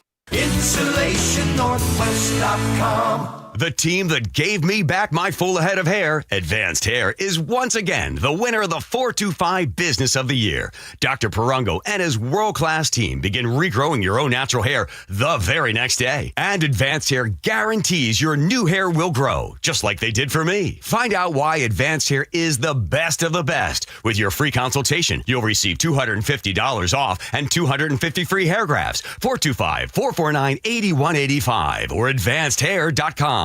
Thanks for calling CM Heating. Aren't you the company that gives away free furnaces? That's us. Buy a qualifying high-efficiency cooling system and the furnace is free. Wow. Yeah, and our home comfort advisors are tax credit and rebate specialists, so they'll handle the rebate for you. Go to CM Heating for better comfort, lower bills, and a free furnace you'll love for years. Get your free estimate for furnace replacement at cmheating.com. And remember, for furnaces, fireplaces, hot water, and total home comfort, including electrical, there's no beating CM Heating.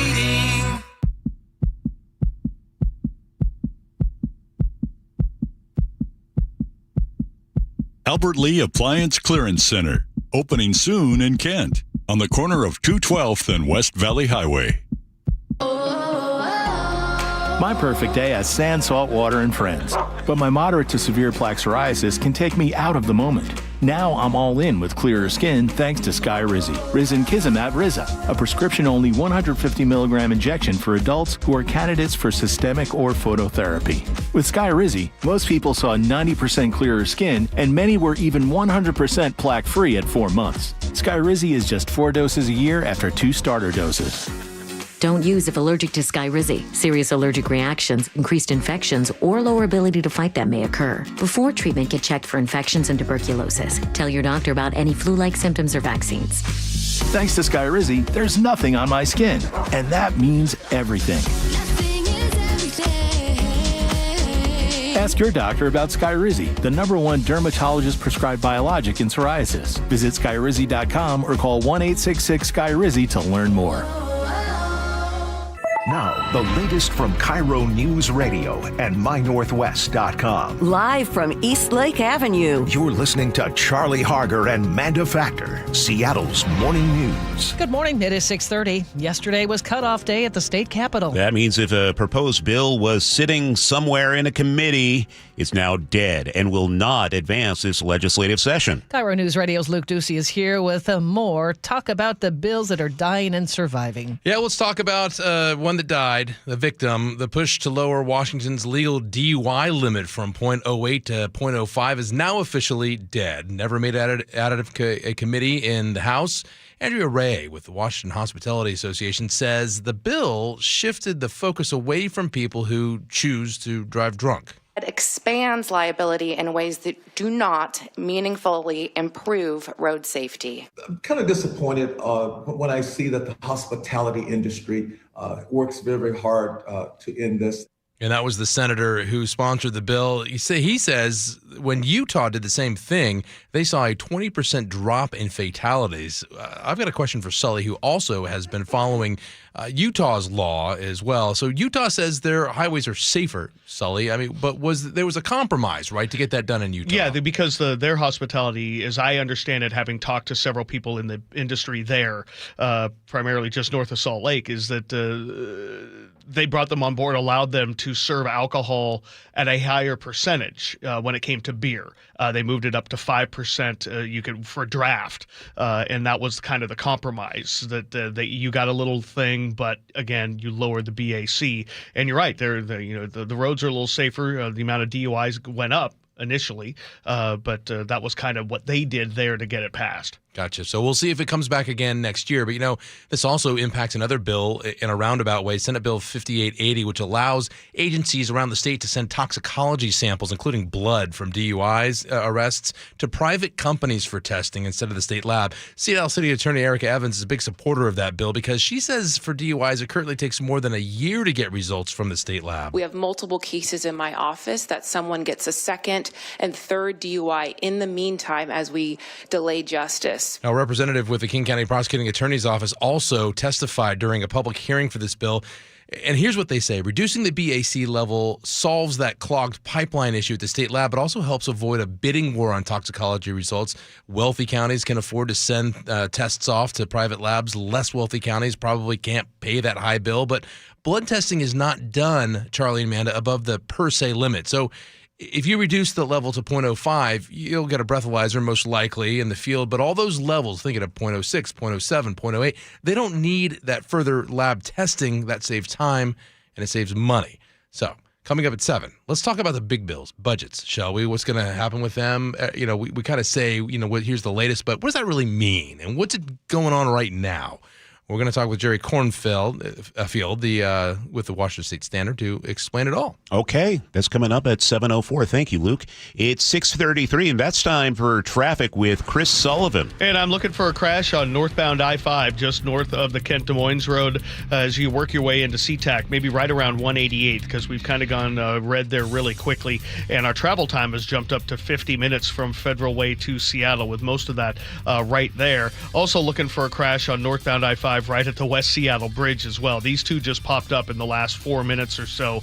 So we are definitely seeing some action there, and I'll have more information on what lanes or whatnot coming up in 10 minutes, but plan on some delays there. The Valley Freeway, much faster, 45 minutes total with just the brake lights there in Auburn. Renton to Bellevue is about 20 minutes now. Coming down from the north end, we're up to about 50 minutes from Everett to Seattle or Bellevue. That's right about where we should be at this time of day. And the northbound 509 backup is growing, heading towards the First Avenue South Bridge. But at this point, it's probably not worth bailing and jumping away.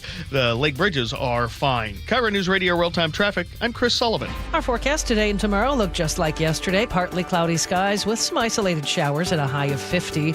Improving weather for the weekend. Partly cloudy, 50 on Saturday. Mostly sunny by Sunday and a high of 53. Looks like that pattern will stick with us into the first part of next week. Right now it's partly cloudy and 44 in Seattle.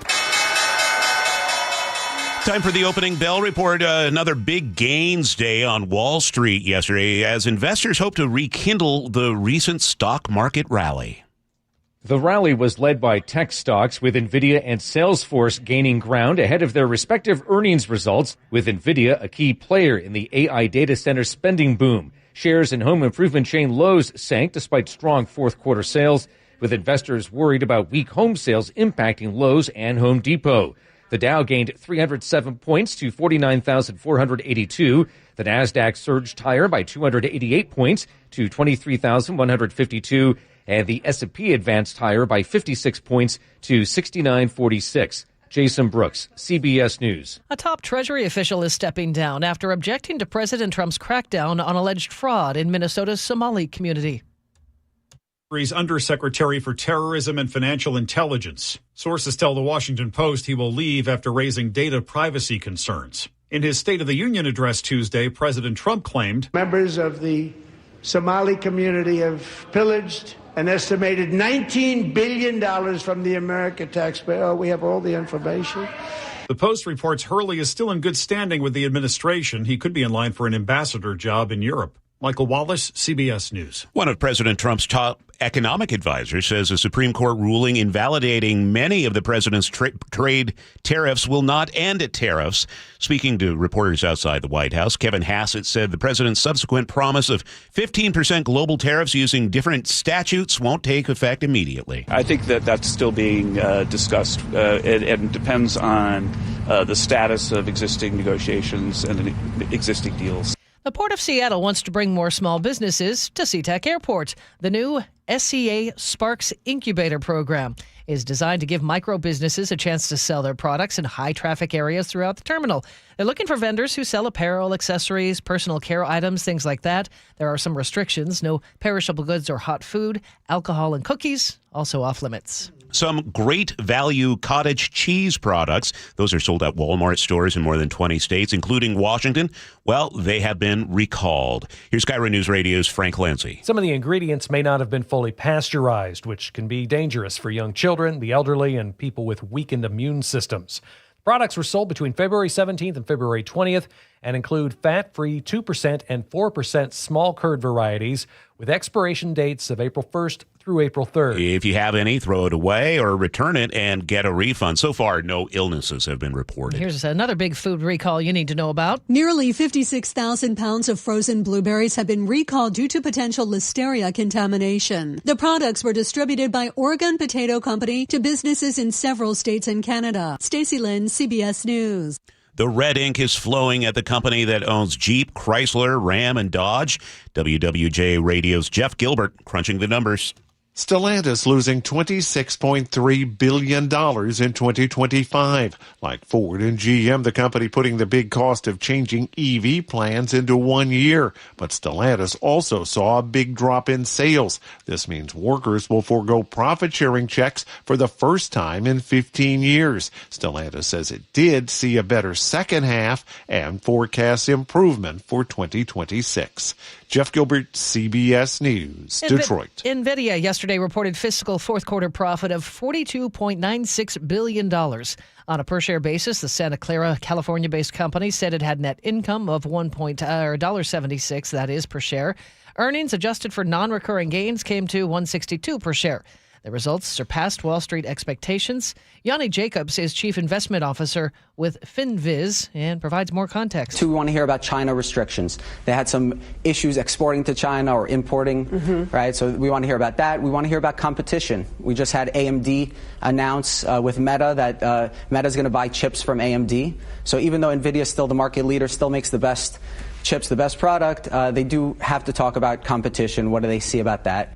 I'm not sure about a single word that was said there. I'm not either, actually. NVIDIA made a lot of money, and they continue to make money on AI. Did I say it with conviction? You did. Did it sound like I knew what I was saying? Okay, on Wall Street right now, the Dow Jones Industrial Average is up 308 points. The S&P 500 is ahead by 8, and the NASDAQ is down 109. A word for KIRO 7 News, live starting at 4. It's news that puts you there so you can see for yourself.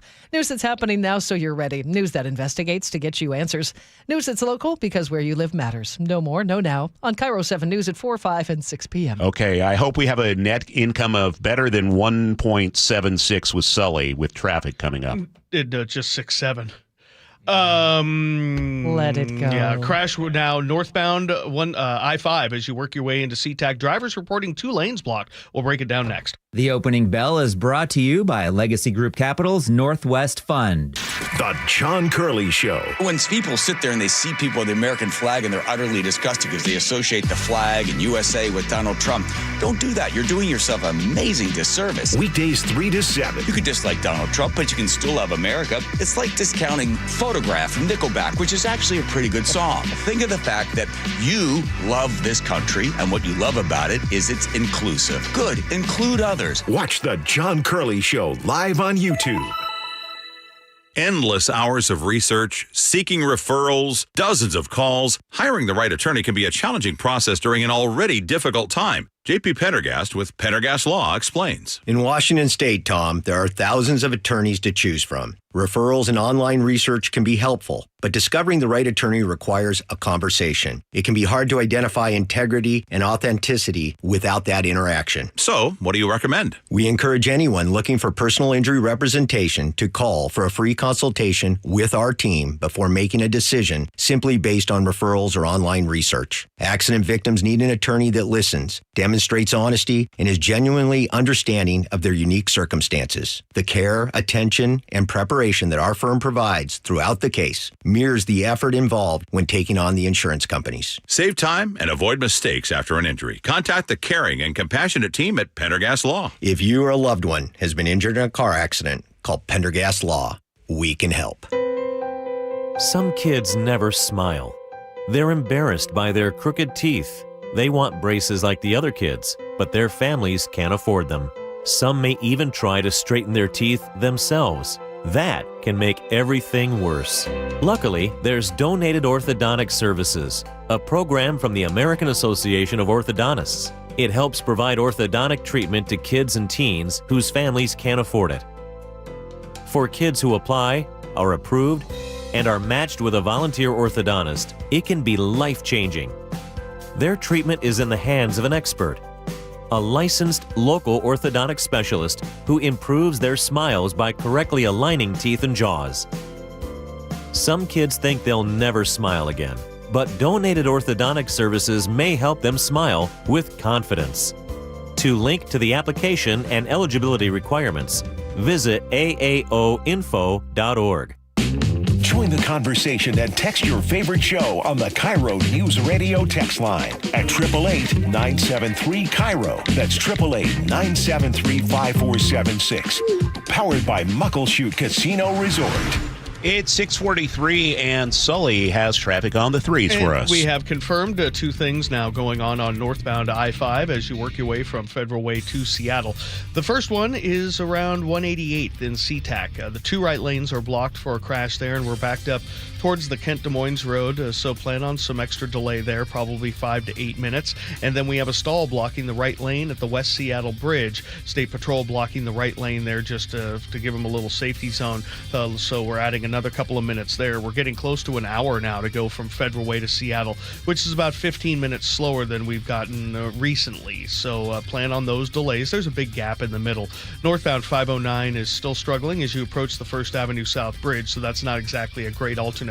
Valley Freeway, though, is in pretty good shape. We're running under 50 minutes today, maybe closer to 45 still at this point, which is nice. Renton to Bellevue, about 25 to 28 minutes. Coming down out of the north end, looking pretty decent in Marysville, which is great. After yesterday, we had the last couple of mornings have been pretty rough there, and we're getting close to an hour now from Everett to Seattle or Bellevue, with 40 of those minutes away from Linwood. So we're kind of off to the races there out of Snohomish County. This report brought to you by D.R. Horton. D.R. Horton has new homes and communities across the Puget Sound and central Washington as well, ready for you. Visit drhorton.com.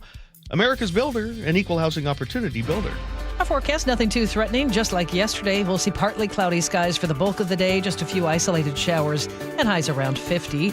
The weekend, I can't wait. Partly cloudy Saturday and 50, mostly sunny by Sunday and 53. Looks like the sunshine will stay into the first of next week. Right now in Seattle, partly cloudy and 44. Sounds so nice. I know, doesn't Looking it? forward to it. Okay, coming up, KIRO News Radio's Luke Ducey with this week's Tech Talk. A look at the rapidly growing trend of novelty betting on sporting events. That's on the way here on Seattle's Morning News. Cold is leaking and rocks are moving and moon is creeping and water seeping in. It's hard to be a homeowner, we know.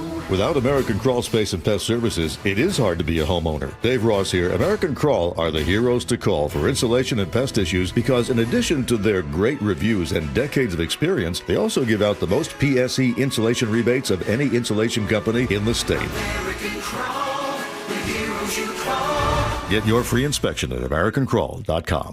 Oh, could this vintage store be any cuter? Right? And the best part? They accept Discover. Accept Discover? In a little place like this? I don't think so, Jennifer. Oh, yeah, huh? Discover's accepted where I like to shop. Come on, baby, get with the times. Right, so we shouldn't get the parachute pants? These are making a comeback. I think. Discover is accepted at 99% of places that take credit cards nationwide. Based on the February 2025 Nielsen report.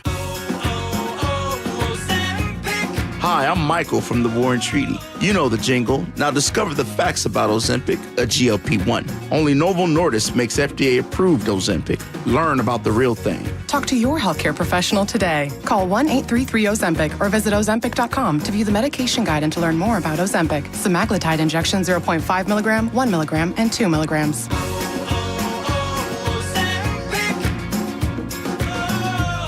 Guys, did you know your testosterone level impacts your energy, libido, sleep, weight, hair loss, mood, and even ED? And right now, Revive Men's Health Seattle will check your testosterone for free. They've helped thousands of men since 2011 feel and perform better. They're so confident they can help you, they even guarantee it. Schedule your free testosterone test, exam, and consultation today. Call 206-529-1111. That's 206-529-1111. Or visit ReviveMen'sHealth.com. Adopt US Kids presents What to Expect When You're Expecting. A teenager. Learning the lingo. Today I'm going to help parents translate teen slang. Now, when a teen says something is on fleek, it's exactly like saying, that's rad. It simply means that something is awesome or cool. Another one is totes.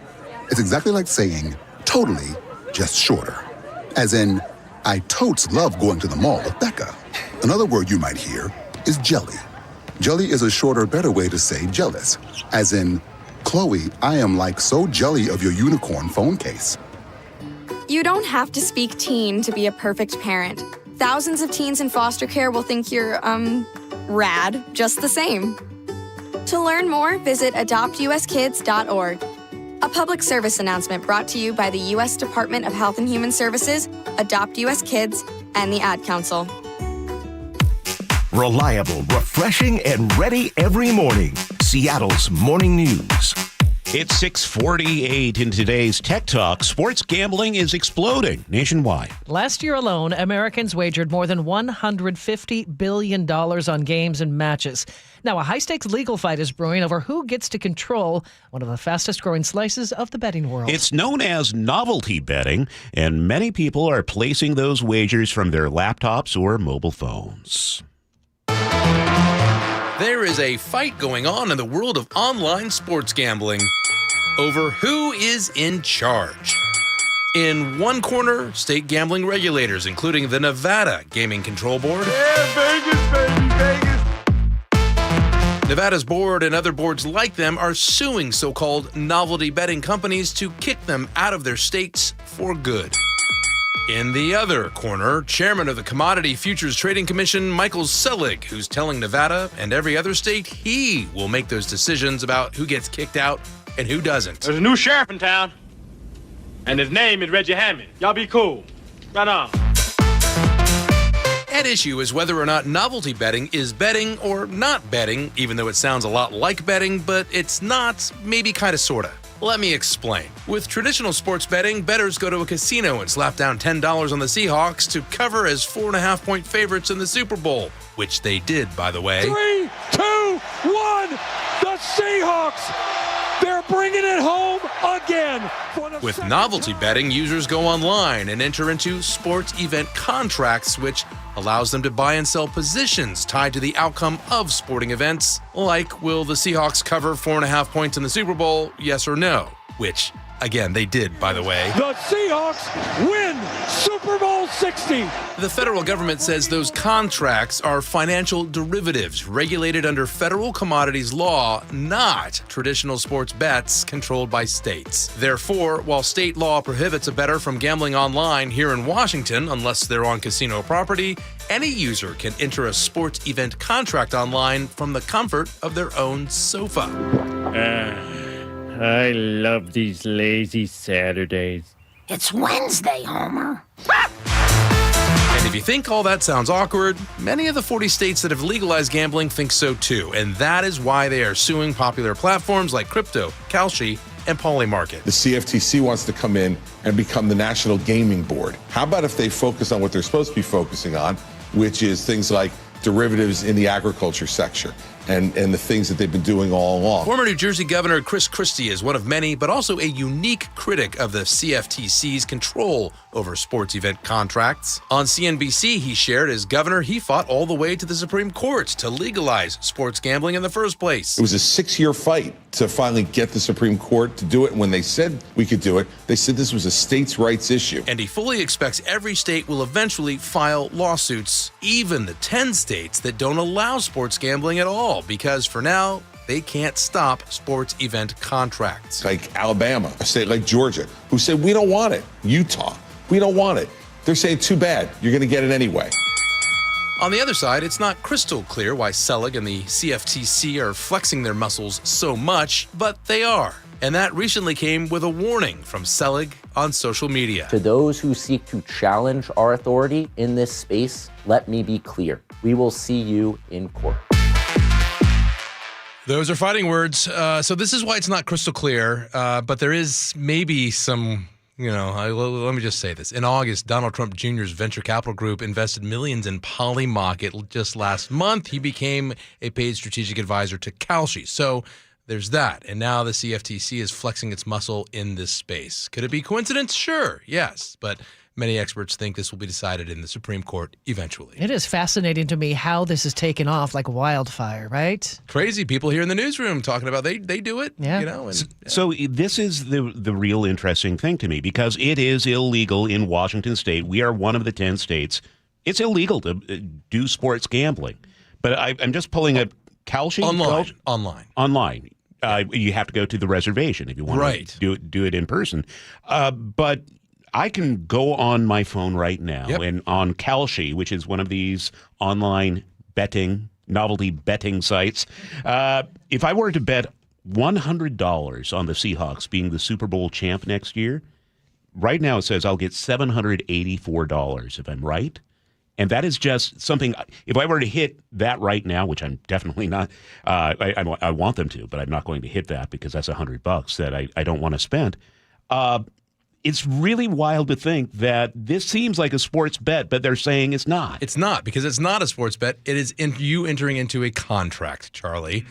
I know it's Come on, Dan. Maybe kind of sort of. Come That's on. exactly why I said that, because it just doesn't make sense to the it doesn't pass the sniff test, right? But how should I be able to enter into a contract whether Khamenei is out as supreme leader of Iran in the next few months? Well, that's right.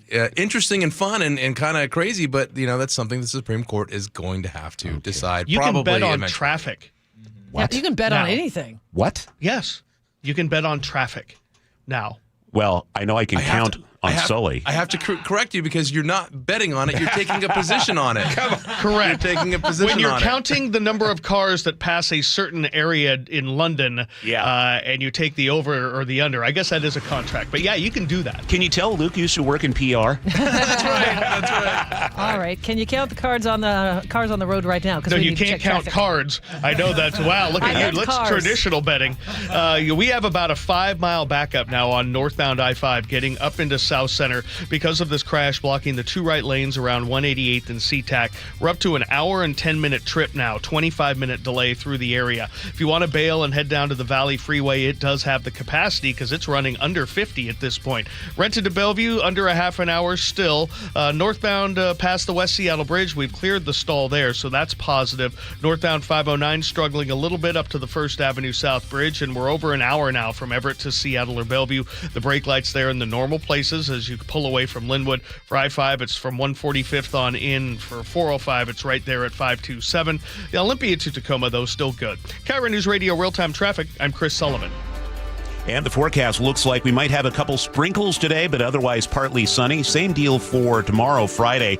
This weekend looking nice and sunny both days and dry. Highs will be in the upper 40s to low 50s. 44 right now in Seattle. Coming up, some new research has revealed a novel way to treat fentanyl addiction. We're going to hear from a UW researcher on that coming up at 7:15. You can always text the show on the Muckleshoot Casino Resort text line 888-973-5476. This is Seattle's Morning News. KIRO News Radio, where you turn for the news you depend on. 2 competing budget proposals. Senators want to be aggressive, they say. Traffic. We have a stall on westbound 16. Conversation. If they pass this thing and Governor Ferguson signs it into law, I think there's going to be a mass political sea change in Washington State. And your Super Bowl champion Seahawks. They're bringing it home again. Broadcasting live from the KIRO News Radio YouTube channel. KIRO News Radio 97.3 FM, KIRO FM, and HD1, Tacoma, Seattle. Here's a tale of Tina searching up and down for decent GLP-1s, but got spun around. Till Good RX wrote in, hey, we got something new. GLP-1 prescriptions, all FDA approved. Brand name meds, no flags that are red. Clear pricing from the start. None of those hidden fees in your cart. Delivered to your door or pick up same day. Darn tootin'. Save time and money on prescriptions. Hot foot at the goodrx.com/weight loss. GoodRx is not insurance. Save $10 on a pair of Rain-X Latitude wiper blades at O'Reilly Auto Parts. Our professional parts people will even install them for free. O'Reilly Auto Parts. Bring your visions to life with smart business buying tools and technology from Amazon Business. From fast, free shipping to in-depth buying insights and automated purchase approvals, we deliver everything you need to achieve your goals. Go to AmazonBusiness.com for support. You're losing your hair and you simply need a solution that works. You want the best. Modern technology, top-rated physicians, something that's guaranteed to work. Guys, you need world-class Dr. Perungo and his team at Advanced Hair. Advanced Hair has completely redefined hair restoration. From the experience itself to their unmatched results. Receding hairline, bald spot, thinning hair, maybe all three like I had. Get your hair back with Advanced Hair's simple one-day treatment that begins to regrow your own natural hair the very next day. Advanced Hair has changed tens of thousands of lives, including mine. And get this, Advanced Hair is once again the winner of the 425 Business of the Year. For your free consultation, call 425-449-8185. Right now, you'll get $250 off and 250 free hair grafts. Refine your hairline with the team that redefined hair restoration. That's 425-449-8185. Or for the before and afters, visit advancedhair.com. Looking for even more Seahawks content? Subscribe to The Reset, the podcast with me, G. Scott, and Seahawks great Brandon Mebane. New episodes are out every Monday and Thursday on YouTube or subscribe on the Seattle Sports app. It's cold outside, and if you're noticing it's taking forever to heat your home, there are cold spots in certain rooms, your furnace turns off and on a lot, or it never stops, or maybe your energy bill is just way too high. These are all warning signs that your home needs a blanket. There may be something wrong with your insulation, which means not only are you uncomfortable in your own home, but you could be wasting hundreds or thousands of dollars a year in lost energy. Call Insulation Northwest today, and we'll send one of our professionals to give you a fast, free energy inspection to determine if there is a problem. And if there is a problem, we can fix it fast. Most jobs are completed in one day. You have nothing to lose. The inspection is free and only takes about an hour and could save you thousands. Keep the heat in, the cold out, and your energy bill low. Call Insulation Northwest today. Insulation Northwest, the real insulation company. Please ask if you qualify for thousands of dollars of free rebates from your energy company. InsulationNorthwest.com. Your old furnace ain't nice, and your toes are like ice. DayandNight.net. Save $1,700 when you have Day and Night match your current furnace with a qualifying AC or heat pump. Your furnace is lonely all by itself, but it doesn't have to be. With our Matchmaker Special, we'll match your furnace with a perfect air conditioner or heat pump to keep your furnace company and your home comfy all year round. Match your furnace to a qualifying cooling system and save $1,700. DayandNight.net. We're the home of your Super Bowl champion Seahawks. They are bringing the Lombardi back to the Northwest. KIRO FM and HD1 Tacoma, Seattle. This is CBS News on the Hour, sponsored by JTV.com. I'm Deborah Rodriguez. Another heavy hitter is resigning over connections to Jeffrey Epstein. Correspondent Nicole Killian has our top story. The CEO of the World Economic Forum, which convenes in Davos, has resigned after the forum launched an investigation related to potential ties to Jeffrey Epstein, and really is just the latest global elite who has been kind of caught up in this dragnet. Former First Lady Hillary Clinton is set to give recorded testimony to lawmakers in Congress next hour on her association with Epstein. Former President Clinton will testify tomorrow. A third round of nuclear talks between the U.S. and Iran that began this morning are expected to resume shortly. CBS's Ramy Inocencio is at the foreign desk. Oman's foreign minister, as we look ahead to talks later today, he's been shuttling messages back and forth, and he said that they hope to make more progress.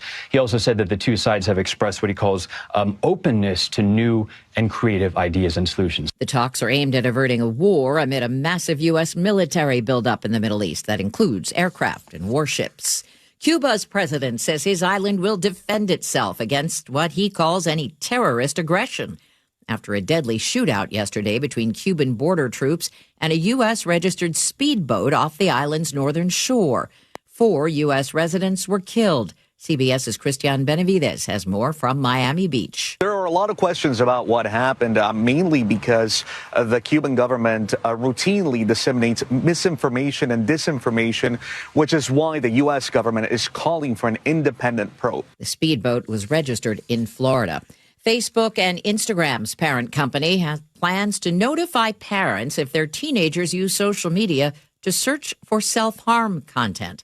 Tech contributor Ian Scher. The fact that Meta has gone through the effort of creating this feature shows that there is a need for it, and hopefully that it can make a difference in at least saving some lives. Couple of food recalls may have you rethinking a fruit plate for lunch. CBS's Stacey Lynn. Nearly 56,000 pounds of frozen blueberries are under a top-level recall for possible listeria. The product was distributed by Oregon Potato Company. Meanwhile, Walmart's Great Value cottage cheese is being recalled in 24 states over pasteurization concerns. In New York City, the NYPD has just announced the first arrest in Monday's massive snowball fight in Washington Square Park. Suspect charged with assaulting 2 officers. This is CBS News.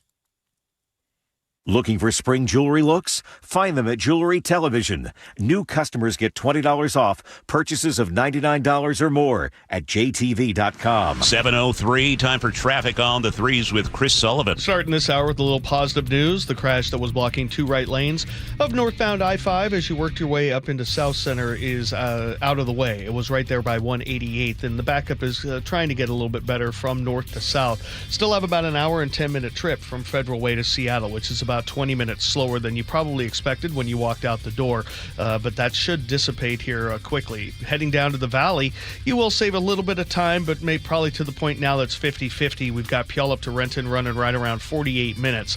Renton to Bellevue, not too bad, about a half an hour, maybe a little under as you make that drive. Once you're up past 30th, it's going to be a pretty good drive all the way up into Bellevue. Coming down from the north end, looking really good from Arlington down to Linwood, and then we're definitely seeing the brake lights pulling away from Linwood on 405. We're up to 50 minutes now from Linwood to Bellevue, hour and 10 all the way from Everett.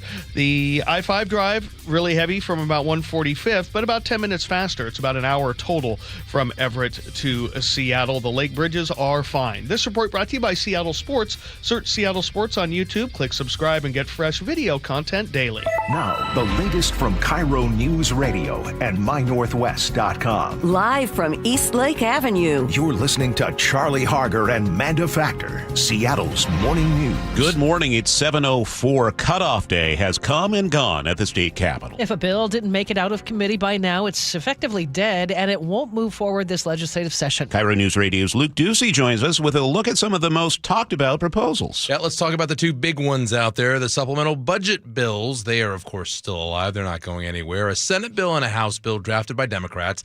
They both call for additional spending. Democrats say to keep pace with rising costs of services. They both could also use, if passed, between $700 and $800 million from the rainy day fund. It's going to be somewhere in there if one of these is passed. Both bills are now being worked on behind closed doors. So let's dive into that. What does that mean exactly? What are they doing with this bill? Well, Charlie and Amanda, you all recently spoke with Jerry Cornfield from the Washington State Standard. What they're really going to be doing in these next couple of weeks is when they get in the room together, they have charts and they basically have the same line items, but just different numbers in them. And it becomes pretty easy to say, the House says we're going to spend $200 million on this, and the Senate says $300 million on the same thing. They can then find a middle ground.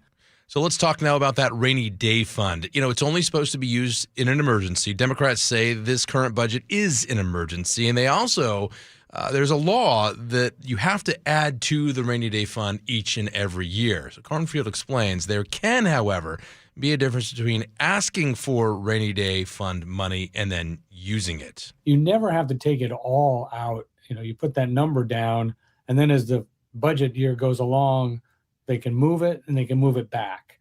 And it always looks good to move it back. So at the end of the budget, that number's large again. And to balance the rainy day fund money, pulling it out of reserves, that's why Democrats are also trying to pass the millionaires tax, or I'm sorry, the income tax on millionaires is what we call it here. It is an income tax. And so anyways, that would balance it out. And that money, they say, would then give back to the rainy day fund as it came in. So there you go on those two big bills. Coming up at 7:30, though, Charlie and Amanda, let's talk about a bill that's really going to get people, I think, fired up. State lawmakers want to tap into about $3 billion from a police and firefighter pension fund to help close the budget gap that we're seeing. This is a House bill. It gets a public hearing in the Senate Ways and Means Committee today. The House already approved it earlier this month, so we'll see what happens, but more on that at the bottom of the hour. Okay, stay tuned. Snohomish County judge says flock camera footage is subject to public records requests. The Everett Herald reports the ruling came after an Oregon man sued Everett for denying his request for license plate reader footage. The city argued the data wasn't part of an investigation. Judges in other counties have issued conflicting rulings. King County working on a plan to fast-track money for flood repairs. Here's KIRO News Radio's Jillian Raftery. The county now estimates more than $10 million in damages to roads and bridges. Rural communities were hit especially hard, with some forced to take time-consuming detours to get the basics done, like going to work. That's why King County Executive Gurmai Zahalai is proposing a measure that would allow the county to temporarily use existing money from a real estate excise tax for repairs. The tax funds capital projects. Some of those would be put off. Others have leftover money that could be used. The county council still needs to approve that plan. Jillian Raftery for KIRO News Radio.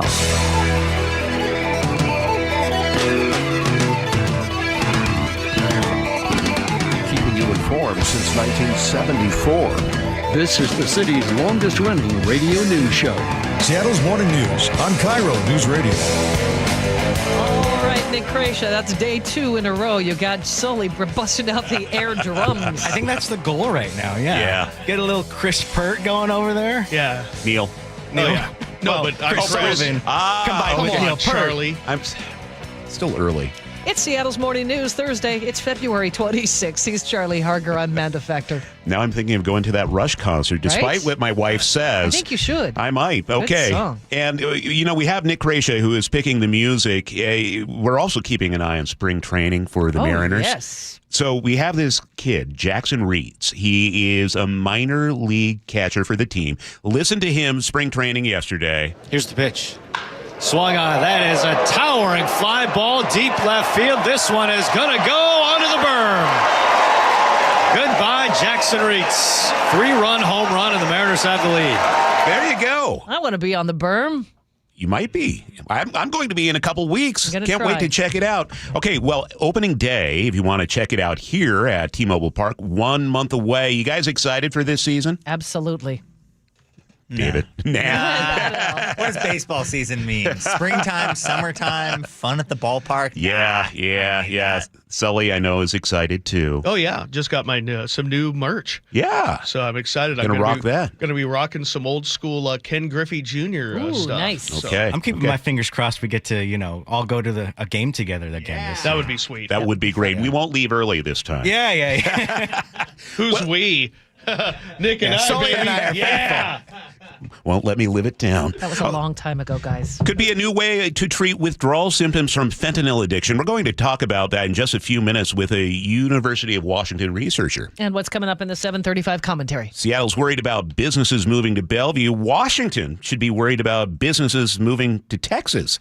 The downside of our tax system on the way. It's 7:10. All charges against Auburn Mayor Nancy Backus have been dismissed with prejudice. Ronnie Morgan, who ran against Backus last year but lost in the primary, filed a recall petition and accused the mayor of mishandling sexual assault cases and using her influence to grant special privileges. The petition also cites KIRO News Radio's investigation from last year into a letter Backus wrote supporting a former pastor convicted of child rape. But the judge, David Wedby, said he couldn't find any evidence of wrongdoing. The judge said Mayor Backus was within her First Amendment rights to offer support and that there was no evidence her actions influenced the legal process. Demonstrators in Nisqually pushing back against a possible expansion of ICE office space. About 150 people lined the crosswalk outside Saby Corporation headquarters yesterday. According to Wired magazine, ICE wants to lease space at the Riverfront Technical Park on South 102nd. Saby owns the property. Josh Castle chairs South End Indivisible, one of about 20 groups behind the rally. He says what's happening in the county right now is unprecedented. The Seattle Times reports private security patrolled the parking lot during the protest. ICE and Saby have not commented. A haul of hardware for Seattle Torrent hockey players fresh off their trip to Milan. They sent 6 Olympians. 4 of them helped the U.S. team win gold. I will say I'm really excited to be reunited with teammates because it is not fun playing against Julia or Annetta. So looking forward to being back on the same team again together. Captain Hillary Knight says you can join the party this week. We're really looking forward to our game coming up on Friday. So they play the Toronto Scepters at home. The puck drops at 7 p.m. So cool for them. Yeah. Other champs, the Seahawks, they are still waiting on a White House invitation, but head coach Mike McDonald says he expects they will get one. He made the comment at yesterday's NFL Combine. League source tells the Seattle Times the team would likely accept if invited. In 2018, President Trump pulled the Philadelphia Eagles invitation after the team wouldn't commit to all players standing for the national anthem with their hands on their hearts. It's now 7:12. That's time for a check on the weather. For that, we turn to KIRO 7's Nick Allard. We're headed for a nice weekend. We really are. We're definitely going to see sunshine. You're going to wake up to quite a bit of cloud cover on Saturday, and even a little Sunday, because you'll probably get some fog. It'll be chilly in the morning, but you're definitely going to see a lot of goodness for the afternoons. And to get there today, if you looked at the radar, we have a few showers at the coast, some say like Mount Vernon north, and then you have a little bit around like Shelton south and west. And if you looked at the radar now, you could use that as an example of what you're going to see throughout the day. Those are the areas that have a chance really to see a shower or two. Technically, everybody else does too, but I don't think you will. It'll be like yesterday, where it's mainly for those spots like over the southwest interior of the Olympic Peninsula, the coast, and farther north. We are a little breezy at times, but that's been nice because it's kept the temperatures up overnight and it has kept us fog free. We don't just only have much. Throughout the day, I mentioned just about everybody is dry. You'll see sun breaks and highs right around 50 or so, a little breezy at times. Tomorrow, virtually the same thing with temperatures around 50, just a couple of showers. Really seeing some snow showers for Stevens through Baker. It's good news for both into the weekend. And then, we'll be at around the low 50s on Saturday with afternoon sun, and Sunday, low 50s again, mid 50s for Monday, Tuesday, Wednesday. But the difference for Wednesday will be some rains coming back in. So we do have some changes coming, but, at least we get a couple days of pure goodness for a few. And it being over the weekend as well is really nice, because you know what today is? For Friday Eve, last time I checked. Yeah, weird. Yeah, it is. I'm surprised you knew that. We like pure goodness for the weekend. Thanks, Nick. Right now in Seattle, it's partly cloudy and 44. Pure goodness from Sullivan at the traffic desk. Always is, with less coughing. Now, looking at northbound I-5 through the Federal Way area, still have some braking to deal with up past SeaTac. We had an earlier crash there that kind of bogged us down, but we've picked up 10 minutes now. Federal Way to Seattle back to about an hour, so still running about 10 minutes slower than we've been used to. 509 northbound continues to struggle as well, getting up to the First Avenue South Bridge. 2 right lanes remain blocked there. Northbound Valley Freeway from Puyallup to Renton really isn't too bad. I mean, you hit the brakes in Auburn, then you hit them up at the north end a little bit, but about 48 minutes to make the drive. Pretty decent. Renton to Bellevue is under a half an hour. The lake bridges are fine. Eastbound the West Seattle Bridge is seeing a little bit of slowing. Coming down out of the north end, we look really good until you get down to Linwood for 405 and 145th for I-5. Have about an hour and 10-minute trip from both of those drives, Everett to Seattle or Everett to Bellevue. KIRO Newsradio Real-Time Traffic, I'm Chris Sullivan. Seattle's morning news. Always live, always connected. Stream, watch, subscribe, and share at mynorthwest.com. What if you could spend 44 cents for a treatment that may help somebody ease out of the addiction to fentanyl? Well, there's some research out, and I'm really excited to talk about it with Dr. Lucinda Grandy with the University of Washington. She's a clinical associate professor of family medicine there, and you have been doing some research about using ketamine with people who have fentanyl addiction. Can you tell us about that? Yeah, this is a very exciting project. It is based on some work that I've been doing over the past 12 years that relates to use of extremely low doses of ketamine for all different kinds of things, in particular chronic pain and depression. But most recently, we've been using it to help people transition from fentanyl to buprenorphine, which is one of the two highly effective treatments for opioid use disorder. And it's really wonderful because trying to get people transition from fentanyl to buprenorphine has been really a challenge because of the withdrawal symptoms that people have to go through. They either have to wait a long time after their last use of fentanyl and experience just the withdrawal symptoms from the fentanyl, or when they start the buprenorphine, a lot of times people will actually trigger a worsening of their withdrawal symptoms.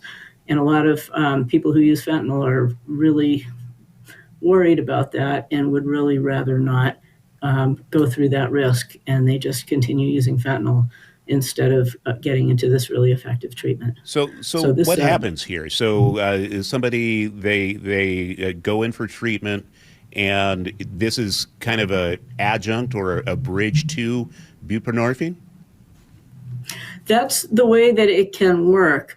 What we just described in the paper that was published a couple weeks ago was the use of this technique in a 24-hour crisis center, where people were there at the crisis center because of people go there for psychiatric emergencies or substance use emergencies, and people that are in withdrawal that need some kind of support typically are given a range of different medicines that don't really work all that well and can take a long time in order to get to the point where it's safe to get started with the buprenorphine without having those withdrawal symptoms.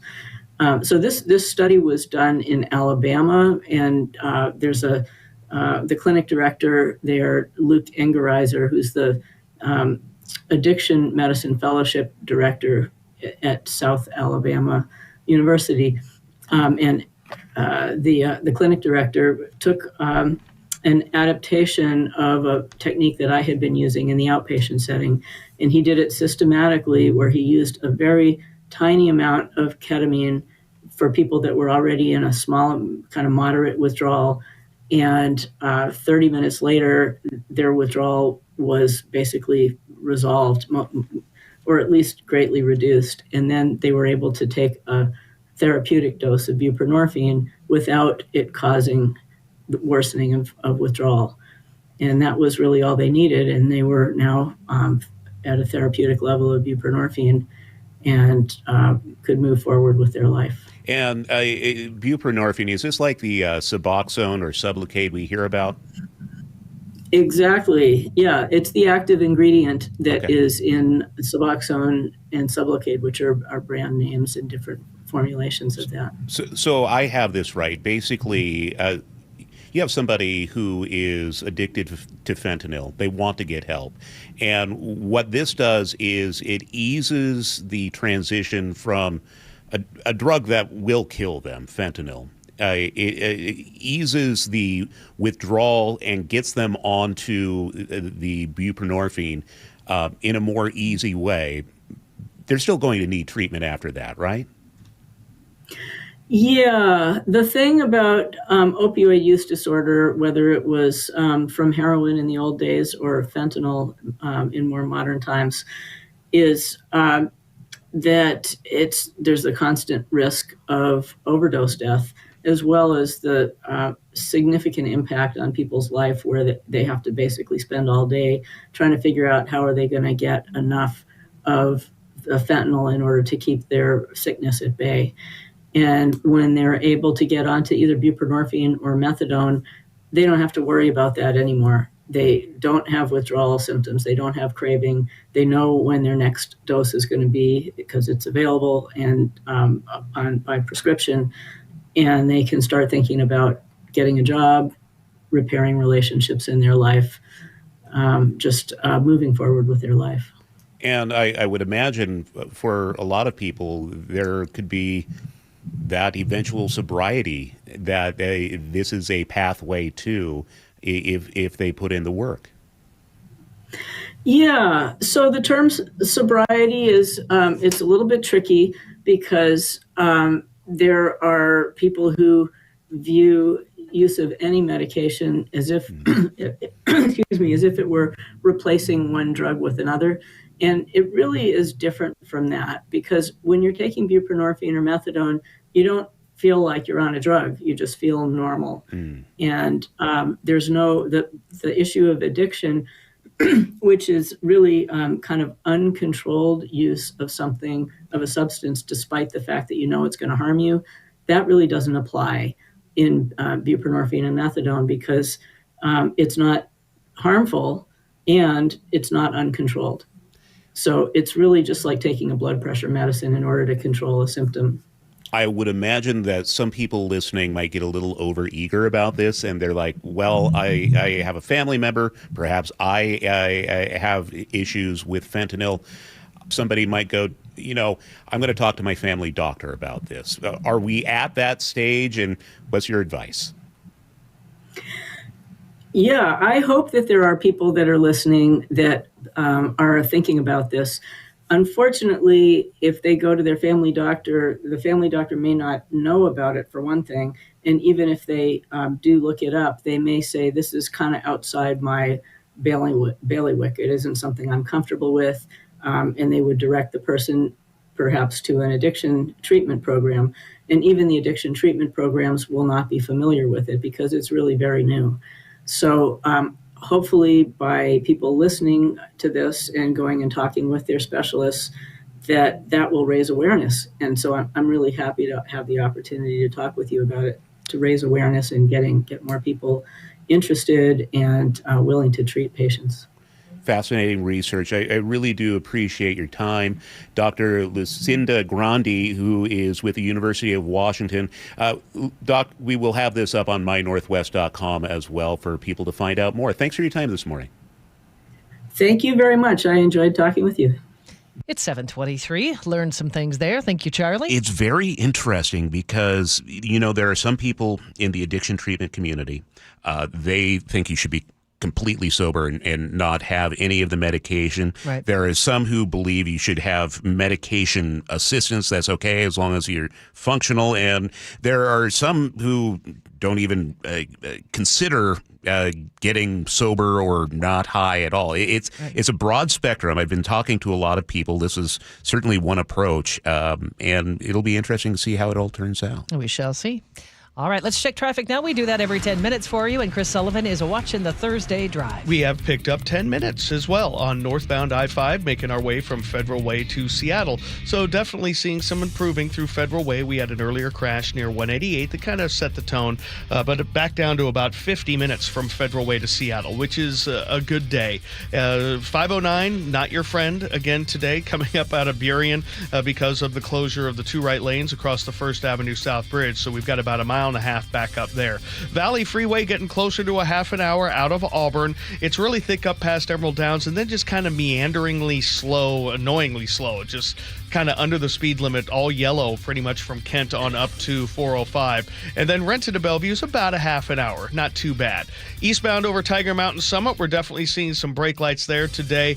Across the lake, though, we're still in very good shape. Coming down from the north end, a pretty good drive till you get down to Linwood. And then Linwood down into the Bellevue area is running pretty close to 55 minutes now. And of course, it's a reminder that, yes, it doesn't get there very often, and only when it really has to. $15 coming down out of Linwood now. For I-5, a little faster, about 50 minutes now from Linwood. KIRO Newsradio real-time traffic. I'm Chris Sullivan. Our forecast, just like yesterday, we'll see partly cloudy skies with a few isolated showers, highs of 50 both today and tomorrow. Saturday looks dry, partly cloudy, 50, 53 the sunshine on Sunday. Right now in Seattle, partly cloudy and 44. Well, coming up, Luke Ducey has more on some of the bills that aren't going to make it to the finish line this legislative session. And in my 7:35 commentary, why we may see even more businesses leave not only Seattle, but the entire state. This is Seattle's Morning News. This hour is brought to you by CM Heating. The John Curley Show. When people sit there and they see people with the American flag and they're utterly disgusted because they associate the flag and USA with Donald Trump, don't do that that, you're doing yourself an amazing disservice. Weekdays 3 to 7. You could dislike Donald Trump, but you can still love America. It's like discounting Photograph from Nickelback, which is actually a pretty good song. Think of the fact that you love this country, and what you love about it is it's inclusive. Good. Include others. Watch the John Curley Show live on YouTube. Morning, everyone. This is Sully. For over 50 years, Bucky's Complete Auto Repair has been the one locals trust for honest pricing, expert service, and guaranteed repairs. This dedication has earned them a Carfax Preferred designation. At Bucky's, every customer gets detailed Carfax updates, timely service reminders, a full service history. It's all right there at your fingertips. With 16 family-owned locations and no appointment needed, easy financing, Bucky's makes auto care simple. Visit buckys.com today and drive with confidence. At Uline, they know firsthand the road to success is an uphill climb. Uline started in the family basement, and through hard work is now North America's most trusted shipping and industrial supplier. They get what it means to have the support of reliable, hard-working partners. So they keep 41,000 items ready to ship. Whether your company is still in a basement office or expanding cross-country, Uline will be there on your road to success. Visit uline.com.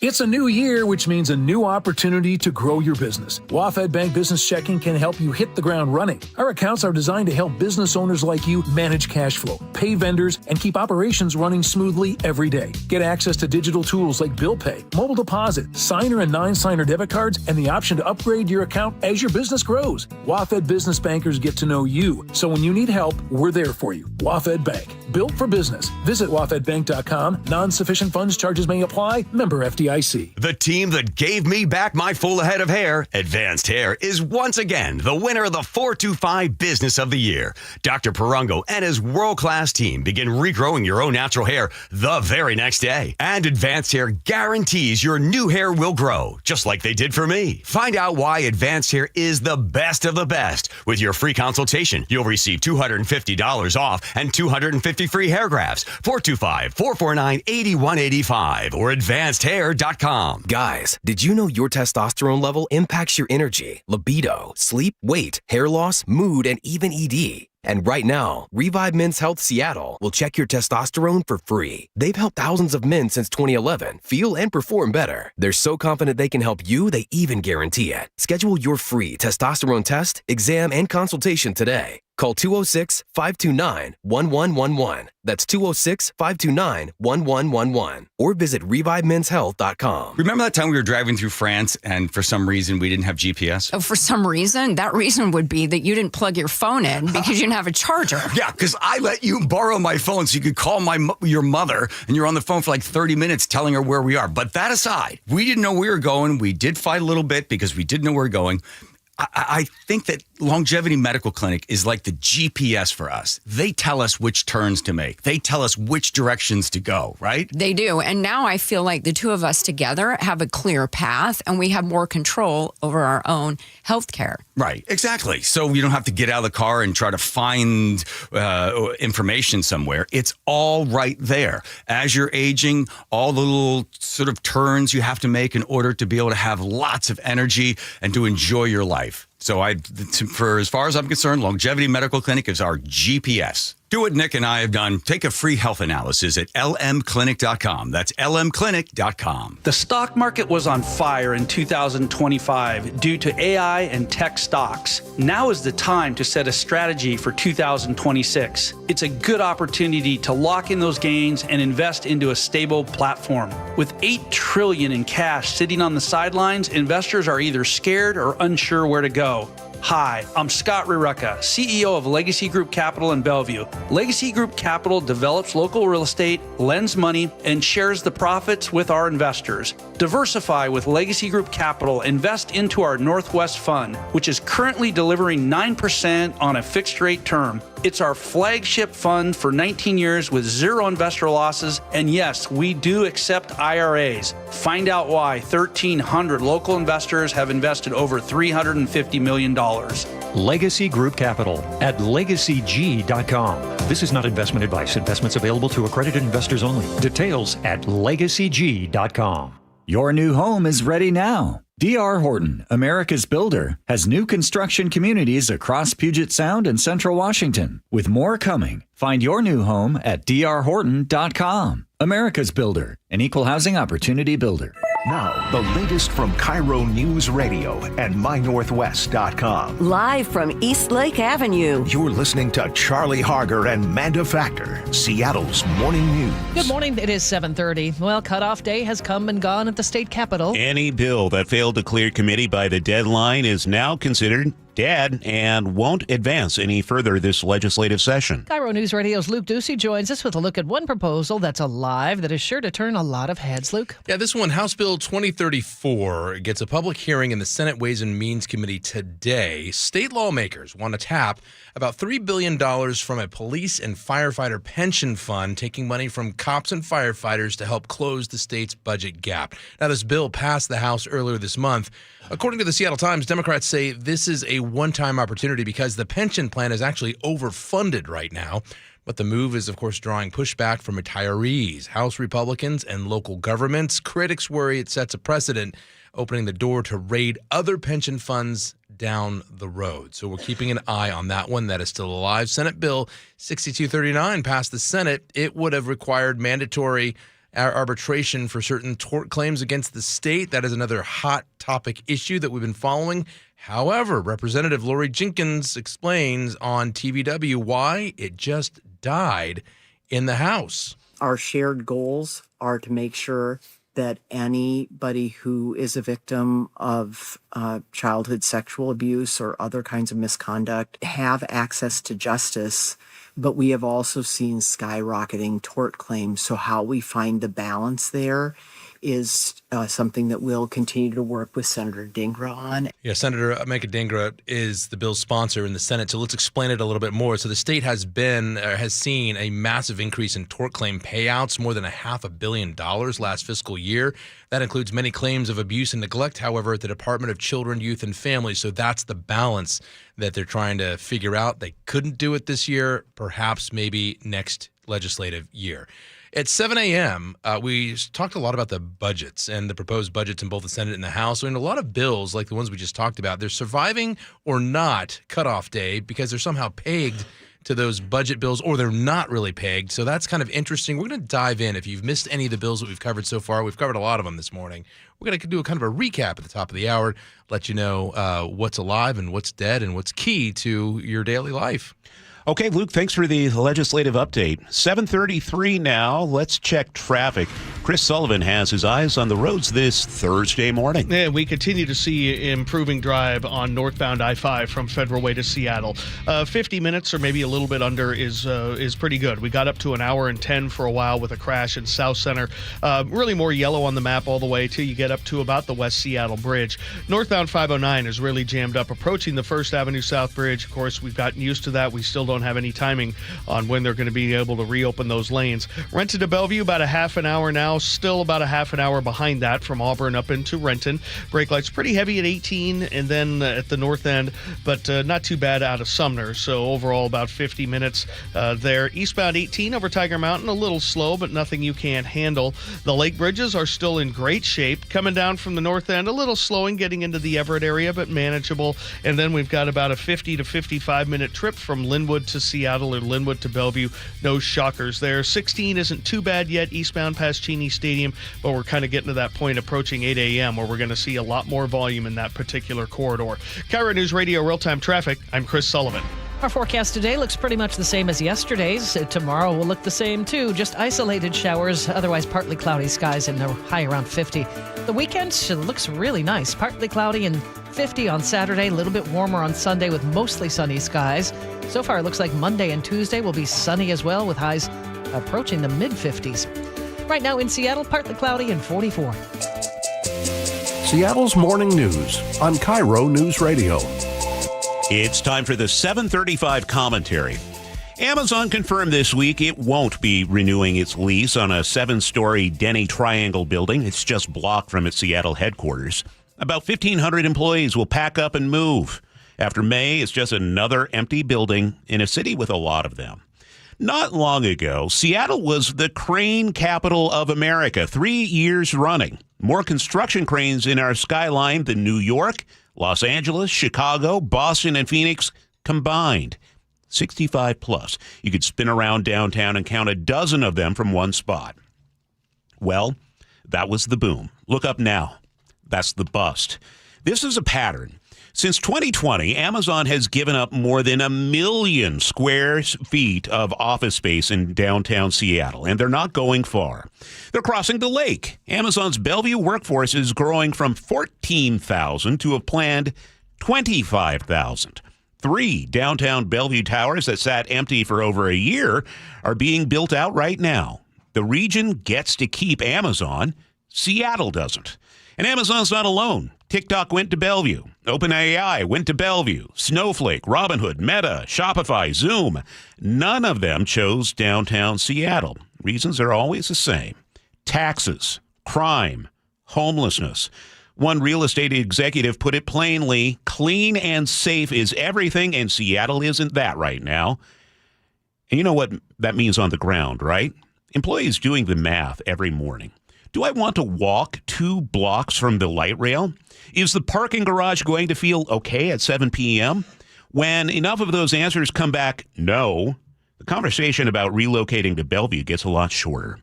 Bellevue's office vacancy is around 16%. Seattle's downtown is pushing 35%. This market is not subtle. What Bellevue offers sounds boring. And that's kind of the point.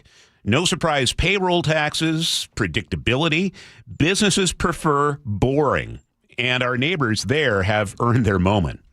Seattle Mayor Katie Wilson is just 7 weeks into her first term, and she hasn't even gotten to her tax proposals yet. She's already talking about expanded payroll taxes, a $30 minimum wage, and city-owned grocery stores. Companies hear that agenda coming, and they don't argue. They don't write op-eds. They just quietly update their address. And here's the loop Seattle can't seem to break. Fewer businesses means less tax base. Less tax base means a bigger deficit. A bigger deficit means more taxes. More taxes mean fewer businesses. And so it goes. Downtown Seattle Association John Scholes said it last week to KIRO Newsradio. He said, we don't need more taxes. We need more businesses paying taxes. And we're pushing jobs outside of our city right now. And it's not just Seattle they're watching. Olympia is in the mix now, too.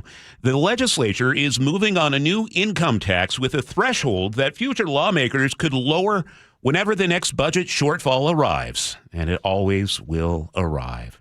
The companies that park their U-Haul in Bellevue are still in Washington, but Texas has no income tax. Florida has no income tax. Nevada has no income tax. Bellevue is 15 minutes from Seattle, but it's the same state. And if that changes, that U-Haul still has got gas in it. Seattle used to count as cranes. Now it's counting its vacancies. And that's the 735 commentary for Thursday, February 26, 2026. You can always text your thoughts to the Muckleshoot Casino and Resort text line at 888-973-5476. And you can always leave a comment. We have this up right now on mynorthwest.com. It's 7:39. Sully, what's your traffic hotspot? Well, definitely grinding now, pulling away from Linwood. We'll break it down coming up next. The John Curley Show. When people sit there and they see people with the American flag and they're utterly disgusted because they associate the flag and USA with Donald Trump, don't do that. You're doing yourself an amazing disservice. Weekdays 3 to 7. You could dislike Donald Trump, but you can still love America. It's like discounting Photograph from Nickelback, which is actually a pretty good song. Think of the fact that you love this country, and what you love about it is it's inclusive. Good. Include others. Watch the John Curley Show live on YouTube. Jason Rance here with our local tax expert and advocate, Greg Nunn from Nunn Better Tax Resolution. So, Greg, not all tax resolution companies are the same. There are some that are definitely not local. There are others that don't quite know what they're doing even. Well, I tell you, these ads that all of us hear, Fresh Start program, they make you feel like, hey, man, I can just easy peasy get my taxes written off. No. And I've had several clients actually come to me after going through that process, and they just get no response after a while. They're passed around from person to person. That doesn't happen at my firm. You are familiar with the cases that come in. You're working on them. I'm familiar with every case that comes into our office. And I know what's going on and have the ability to really advise our taxpayers very well on what to do. If you're having trouble with the IRS, then call Greg Nunn. None Better Tax Resolution, from stress to success with IRS Solutions. 425-947-1967 or Google NUNN. None Better Tax Resolution. Hi, I'm Dr. Shelley Flace with today's tip for kids from the American Academy of Pediatrics. Kids are full of energy, but keeping them active in their teen years can be a challenge. Aim for an hour of physical activity every day. If they like sports, that's a great place to start. Keep the focus on fun, not winning, and encourage your child to do a variety of activities. If your child isn't meeting that 60-minute goal, gradually increase their activity in ways they enjoy. For more, talk with your pediatrician or visit healthychildren.org. The G and Ursula Show. There's two types of people. One's that use a washcloth. The other are bare hand bandits. Hate to break it to you, but Ursula, you a bare hand bandit? Weekdays 9 to noon. Watch live on YouTube. Your new home is now ready. D.R. Horton, America's builder, has new homes that are ready today. With new construction communities throughout the Puget Sound and Central Washington areas and more coming, D.R. Horton has the right home for you. At D.R. Horton, we're still building, with more construction, more communities, and more homes available every day. Find your new home, now ready at drhorton.com. That's drhorton.com. D.R. Horton, America's builder, an equal housing opportunity builder. Do you worry about how much someone drinks? Do you feel angry or depressed most of the time? Do you feel neglected or unloved? Do you feel you attract people who tend to be compulsive or abusive? Do you have money problems because of someone else's drinking? Are you afraid or embarrassed to bring your friends home? Do you feel that if the drinker loved you, she or he would stop drinking? If you answered yes to any of these questions, you are not alone. More than half of all adults have a family history of alcoholism. Not everyone trapped by alcohol is an alcoholic. Families and friends are suffering too. Al-Anon and Alateen can help. Call 1-866-200-0223 or visit alanon.org/help. 7:43, time for traffic on the threes with Chris Sullivan. And we've settled into the grind. For those of you coming down out of Snohomish County, for I-5 and for 405, we've got hour drives now away from Linwood. They just do it in different ways. For our 405, it's right there from Linwood down through Bothell and then a little bit more in Kirkland. For I-5, it's a really good drive till you get down south of Shoreline and you're right there around 145th, and then you're just bogged down all the way across the Ship Canal Bridge. So different ways to do it, but the travel time's the same. The lake bridges, though, are still in pretty good shape. There's a little westbound slowing on 90 approaching the Mount Baker Tunnel, but nothing you can't handle. The Valley Freeway is still up over 50 minutes. We're heavy in Auburn and then just kind of annoyingly under the speed limit the rest of the way. So plan on about 30 minutes out of Auburn. Renton to Bellevue is about 35. The Federal Way to Seattle Drive has picked up some more action approaching the West Seattle Bridge. Need probably about 55 minutes again. Northbound 509 struggling as you get up to the First Avenue South Bridge. Nothing new for you guys there. Two right lanes remain blocked. Olympia to Tacoma, not bad. Eastbound 16 still is now basically seeing the traditional Thursday morning commute past Cheney Stadium. Again, nothing super significant. Eastbound 18 over Tiger Mountain, over the summit, we're going to see a little bit of braking, but nothing, again, that you can't handle. Overall, it's pretty average out there. KIRO Newsradio real-time traffic. I'm Chris Sullivan. Our forecast, isolated showers, otherwise just partly cloudy, much like yesterday, warming up to about 50 today. 50 on Saturday, but we're going to start to see some clearing by afternoon, partly sunny, and then mostly sunny on Sunday and Monday and Tuesday, too. Highs will be in the low to mid-50s by the first part of next week. It's 44 in Seattle right now. All right, coming up, Sully, I hear your choke point is a little trashy. Yeah, it's a garbage choke point. Literally. I'll tell you what that means coming up next. Joe Fallon did something smart. He saved hundreds on auto insurance switching to Progressive. With that money, he commissioned a portrait of himself. Does Joe already know what he looks like? Yes. Do guests know what he looks like? Also yes, but not as art. It's Joe's savings, and if he wants to spend it on a velvet painting of himself with a white tiger at his feet, we say, roar, Joe, roar. Switch and see if you could save with Progressive and treat yourself. Progressive Casualty Insurance Company and Affiliates. Jackson Hewitt handles your taxes and your stress. Inhale on no surprise price of $149 or less. Exhale, paying more for complicated taxes. You won't. Inhale, new tax law knowledge. Exhale, missing out on your biggest refund? Certainly not. Don't miss paying $149 or less. Rest easy. Jackson Hewitt's got your taxes. Guaranteed.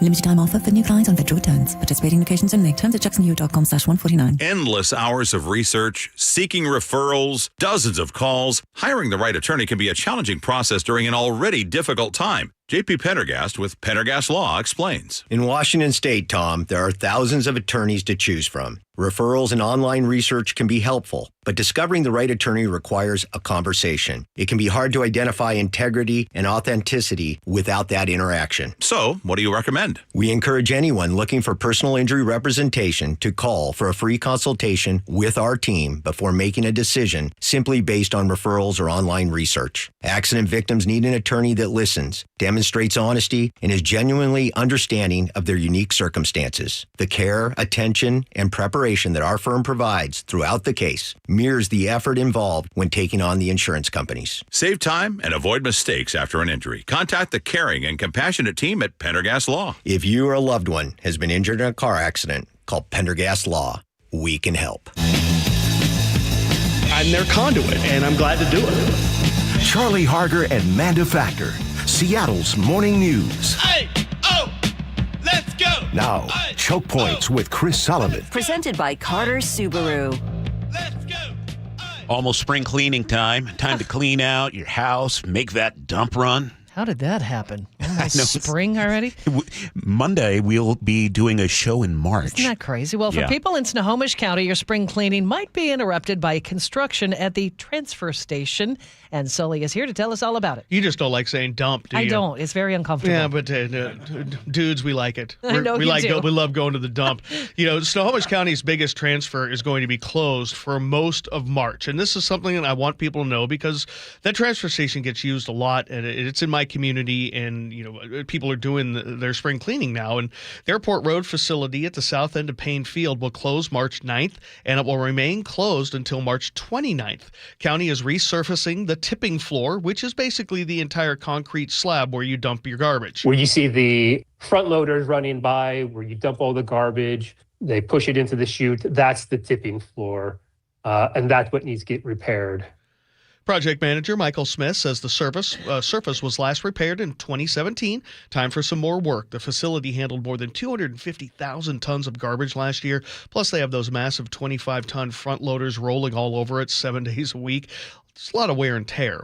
Smith says the repair is pretty similar to repaving or a new bridge deck. They will grind it down to specified depth. Then they will compact it, and then they will lay concrete down. It's kind of like a bridge deck, if you think of it that way. So it's a nice concrete floor. It'll be reinforced rebar. So if you're going to be making a dump run during this closure, you're going to need the smaller facilities there in Snohomish County. They have two others, Mount Lake Terrace or Arlington, and you should expect delays. During the shutdown, to expect longer wait times at our other two facilities and prepare and plan ahead. I put a link up at mynorthwest.com where you can find the current wait times at all of the Snohomish County transfer stations. We do have a check the line feature on there, which has cameras that face the line going into the facility. Customers are always encouraged to visit the website, view to check the line, and see what the wait times are there. More than 1,200 people a day use that Airport Road facility on peak days.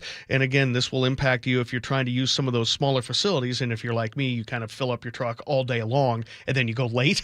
That might be problematic. You might not be able to get in. Of course, you have all those commercial garbage trucks and haulers as well.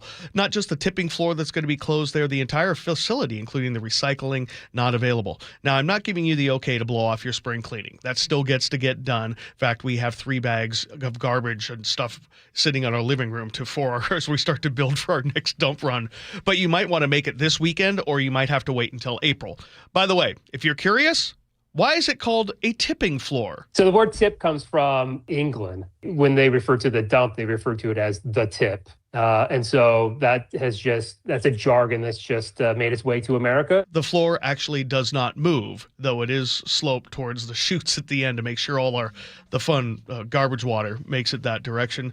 The project will cost over $2 million. The Airport Road facility, 23 years old, really does a big bunch of work there for the community. And so I just wanted you to be aware. Did you say you have 3 large garbage bags full of stuff that you keep in your living room? Well, okay. Well, here's the thing. These are it's not like garbage. It's like things that we are going to throw out, things that have broken down, or things like, we've cleaned out parts of the garage. We're cleaning out parts, with Tommy moving home. There's some things we needed to throw away and do. So we've got those bags are ready to go. We're going through the pantry to find all the stuff that's there since 2015. You just had me a little concerned. No. Yeah. We just basically, it's a hoarder house with a bunch of refuse all over. And so just prepare for the dump run. And the thing is, why do we leave them in the front living room? Well, because if our garbage isn't full every week, we try to maybe stick 1 bag in, so that way we don't have to make a dump run and pay the extra. Couple observations here. First of all, when we had the old truck, I had a canopy on it, so I would just toss everything in the back of that. It was great. When we got Big Dee Dee, she doesn't have a canopy because we cover your load. Got to cover your load. And so we got Big Dee Dee that's the name of the truck, by the way, if you hadn't guessed. One of those bungee straps, super inexpensive. It was like $10, easy to put on it. You just put it over the massive pile of garbage, and you're easy peasy getting to the dump. Yeah, that is a definite key. I see so many people going there with trailers that don't have their stuff, tarped. Yeah. It's a state law. I mean, there's a reason why you got to cover your load, and you're going to get nailed with a ticket if you don't. But yeah, that's a good reminder to do that. Something I also like doing is I like pulling the garbage out of the garbage can. If I'm going to the dump anyway, I usually go on a Saturday, Sunday. Our garbage day is Tuesday, and then I'm just wheeling out almost empty garbage can to the curb, and I'm feeling like I'm being very responsible. Well, good. Yeah, so on Tuesday. Yeah, maybe it's a little much. There's a lot to go on in how you prepare for a dump run. Manda's looking at us like you people are crazy. No. I love a good dump run. I love a good dump run too. Who doesn't? Hey, Nick, do you like a good dump run? Yeah, they're pretty good. Once in a while. Love the aroma. Yeah. We were joking about how Manda hates the word dump. Yeah. There is one instance at least where you like the word dump, right? If it happens to involve a certain baseball player, I'm okay with big dumper. Okay? That's different than saying take a dump run. We don't say take. It's make. Make. We make a dump run. I can understand her concern now. Go on a dump run. Is Big Dee Dee named after someone? Lily was driving Big Dee Dee for a while, and she decided that would be a good name. She's this big black F-350, and my daughter named her that, and we've called her that ever since. I'm learning so many things right now. Yeah. What we need to learn now is what Sully is talking about for traffic. Yes, it's 7:53. Take it away, Sully. Yeah, and no problems getting to the dump right now. It might be closed. Well, we're getting close to the opening times there. Okay, transfer station. Okay, I know. It sounds so much prettier, but let's face it. We need to start using the dump button anytime we say dump. Oh. Is that what it's for? We digress. Okay, the road right now, it's an average Thursday, average Friday light for Friday Eve. We're looking at brake lights away from Linwood on 405 and then from Shoreline on down on I-5 with just under an hour from Linwood to Seattle or Linwood to Bellevue. Again, pretty typical stuff. Northbound I-5, seeing some brake lights now at the north end of the Boeing Field area, but 55 minutes or less from Federal Way to Seattle is pretty decent. 509 northbound, we're caught up into the daily grind there because of the 2 right lanes being blocked at the First Avenue South Bridge. North end of 167, definitely seeing some brake lights as you get up towards, the 405 corridor, but 30 minutes out of Auburn, 50 plus away from Puyallup, really, again, not out of line. Renton to Bellevue, 35 to 40, depending on how it is is getting into South Bellevue. The lake bridges are fine. A little westbound slowing on 90. Eastbound 90 slow on that ramp to get to northbound 405. But other than that, we're okay. This report brought to you by Seattle Sports. You can always listen to your favorite local sports content on the FM dial, 97.3 HD2. Can you imagine someone pulling up to the office right now that goes, I think I just heard them on the radio speaking for about 5 minutes about the dump. Oh, the text line has gone crazy. Best part of a dump run is breaking stuff when you throw it out. That is my the God, best. I always let Tommy do that. Yeah. Good We took call. a toilet there once, and he was like, kabamo! Partly sunny and highs in the upper 40s today. We have more of Seattle's morning news on the way. Luke Ducey has a legislative update. KIRO News Radio, the first place you turn for the news you trust. Seattle's new mayor is laying out a big vision. She offered few specifics. Engaging conversation. Has anybody noticed their electric bill? It's diabolical, Ursula. And your Super Bowl champion Seahawks. They are bringing the Lombardi back to the Northwest. Streaming everywhere on the KIRO News Radio app. Always here, always with you. KIRO News Radio, 97.3 FM. KIRO FM and HD1, Tacoma, Seattle. Gold demand is skyrocketing to record highs. As more Americans rush to preserve their savings, will there be enough gold? I'm Dr. Ron Paul, and I believe physical gold is the only way to truly protect your 401k or IRA savings. Gold offers tangible security that can't be tracked, stolen, or inflated. That's why I strongly advocate for gold IRAs. To learn more, text the word SECURE to 989898 now. Birch Gold Group will send you a free info kit on gold IRAs. Birch Gold is the only gold company I trust, and their thousands of great reviews prove I'm not alone. So don't wait another second. Protect your retirement savings today and see how easy it is to move your IRA or 401k into physical precious metals. Text SECURE to the number 989898 for your free gold IRA info kit. Again, SECURE to 989898. Message and data rates may apply. Oh, could this vintage store be any cuter? Right? And the best part? They accept Discover. Accept Discover? In a little place like this? I don't think so, Jennifer. Oh, yeah, huh? Discover's accepted where I like to shop. Come on, baby, get with the times. Right, so we shouldn't get the parachute pants? These are making a comeback. I think. Discover is accepted at 99% of places that take credit cards nationwide. Based on the February 2025 Nielsen report.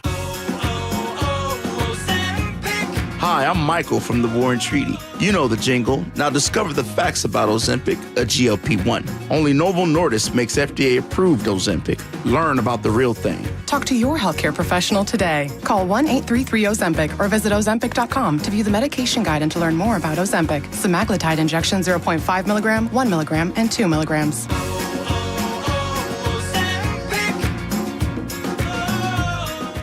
Have something to say? We'd love to hear it.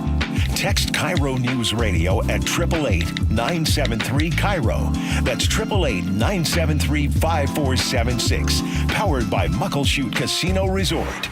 Your tax return is one of the most important financial documents you produce each year. Have you ever looked at it and wondered what else can you do to minimize your taxes? John Curley here to tell you about Madrona Financial's 1040 Treasure Hunt Workshop, a hands-on tax planning workshop that helps you use your 1040 tax return to uncover tax reduction strategies, avoid future tax surprises, and plan ahead with confidence. The 1040 Treasure Hunt Workshop is at 6 p.m. on March 3rd at Madrona Financial's Kirkland office. This free hands-on event will expose ways to pay less in taxes and plan for the future. If you want fewer surprises and more control, this workshop is the place to start. Tuesday, March 3rd at 6 p.m. RSVP by calling 833-673-7373. That's 833-673-7373. Or visit madronafinancial.com/events to grab your seat today. This is a paid advertisement. Investments involve risk. See full disclosures at madronafinancial.com.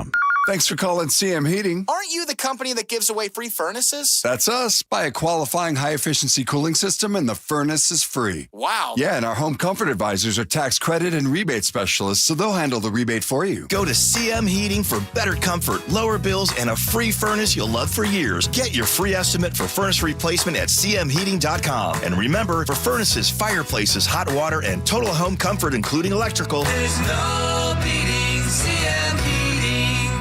We're the home of your Super Bowl champion Seahawks. They are bringing the Lombardi back to the Northwest. KIRO FM and HD1 Tacoma, Seattle. This is CBS News on the Hour, your home for original reporting. I'm Peter King. House Oversight Committee members are about to start questioning Hillary Clinton about any possible links to the late convicted sex offender Jeffrey Epstein. She'll talk to them from near her home in Chappaqua, New York. And while the former Secretary of State says she has no connection to Epstein, the Republican committee chair questions that. Here's CBS's Katrina Kaufman. Representative James Comer has raised the issue that a nephew of Ghislaine Maxwell's worked on Hillary Clinton's presidential campaign in 2008, but what Clinton says through her lawyers is that she didn't know this was a relation of Maxwell's. What this seems like is yet another time in history where Hillary Clinton is being asked to answer for her husband, former President Bill Clinton, for whom there are some real questions for. And the former president is due to testify tomorrow. Cuba claims that the people aboard a boat from Florida shot at Border Patrol officers, so they shot back, killing 4, wounding 6. The White House is showing restraint in its response. Here's CBS's Nancy Cordes. The White House so far hasn't commented on the incident, but Secretary of State Marco Rubio, who was traveling in the Caribbean, said the U.S. is working to find out what happened. He called this very unusual. The Cuban government called it an armed attack from a speedboat registered in Florida that Cuba says came within about a mile of its north central coast. The U.S. and Iran are talking again under the backdrop of a U.S. buildup of forces in the Middle East, and President Trump threatening limited strikes if Iran doesn't end its nuclear weapons program. CBS's Charlie Daggett is in Tel Aviv. All eyes on those last-ditch talks in Geneva. Iran's foreign minister said he's hopeful a deal can be reached. U.S. officials I spoke with this morning say President Trump has been given a number of options that are ready to go if diplomacy fails and he decides to take military action. Instagram says it'll start alerting parents if their kids repeatedly search for terms clearly associated with suicide or self-harm. CBS News tech contributor Ian Scher says the timing is fortuitous. Meta's embroiled in 2 lawsuits that focus on the questions around mental health and safety of teenagers on their platforms. And those trials could end in landmark decisions that change the way the tech industry works. Investigators are trying to find the cause of a fire that tore through a hog farm in London, Ohio, west of Columbus. CBS's Stacey Lynn. A massive fire ripped through the barns on Wednesday. While firefighters were able to save about 1,500 pigs, an estimated 6,000 died in the blaze. Officials say no humans were hurt, and the cause of the fire is still under investigation. Wall Street, the Dow is up 73, but the NASDAQ has lost 340. This is CBS News. Join Adriana Diaz and Kelly O'Grady for the perfect start to your weekend. Ease into your Saturday with CBS Saturday Morning on CBS and streaming on Paramount Plus. 8:03, we check in with Chris Sullivan for traffic on the 3s. And we're doing okay, Charlie, across the board. The brake lights are right where they should be, and there are no real surprises out there. I got to start with 405 northbound because we're definitely seeing some heavy braking through the S-curves and kind of all the way up to about 44th now and then a little bit into South Bellevue. So give yourself about 40 minutes. That ought to pad a couple of minutes into the drive to help you out a little bit. The Valley Freeway really slow today from basically 212th and Kent all the way up. Just appears to be volume. There might be a crash on one of the ramps up at in Renton that might be compounding that. Overall, it's over 30 minutes from Auburn to Renton and about an hour all the way from the Puyallup area. Federal Way to Seattle's not too bad. 50 minutes there. The West Seattle Bridge is a little slow in the eastbound direction, but again, nothing you can't handle. Northbound 509 is struggling up towards the First Avenue South Bridge. Lake Bridges, I-90 is definitely seeing some slowing across the lake, and definitely as you approach the CD lanes getting into downtown. And then coming down from the north end, we've got an hour drive away from Linwood for both to Seattle or to Bellevue. KIRO Newsradio Real-Time Traffic, I'm Chris Sullivan.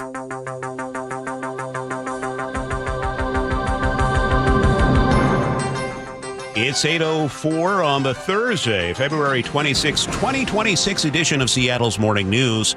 I'm Charlie Harger with Manda Factor. Well, things are heating up at the state legislature, and yesterday was cutoff day in the Capitol.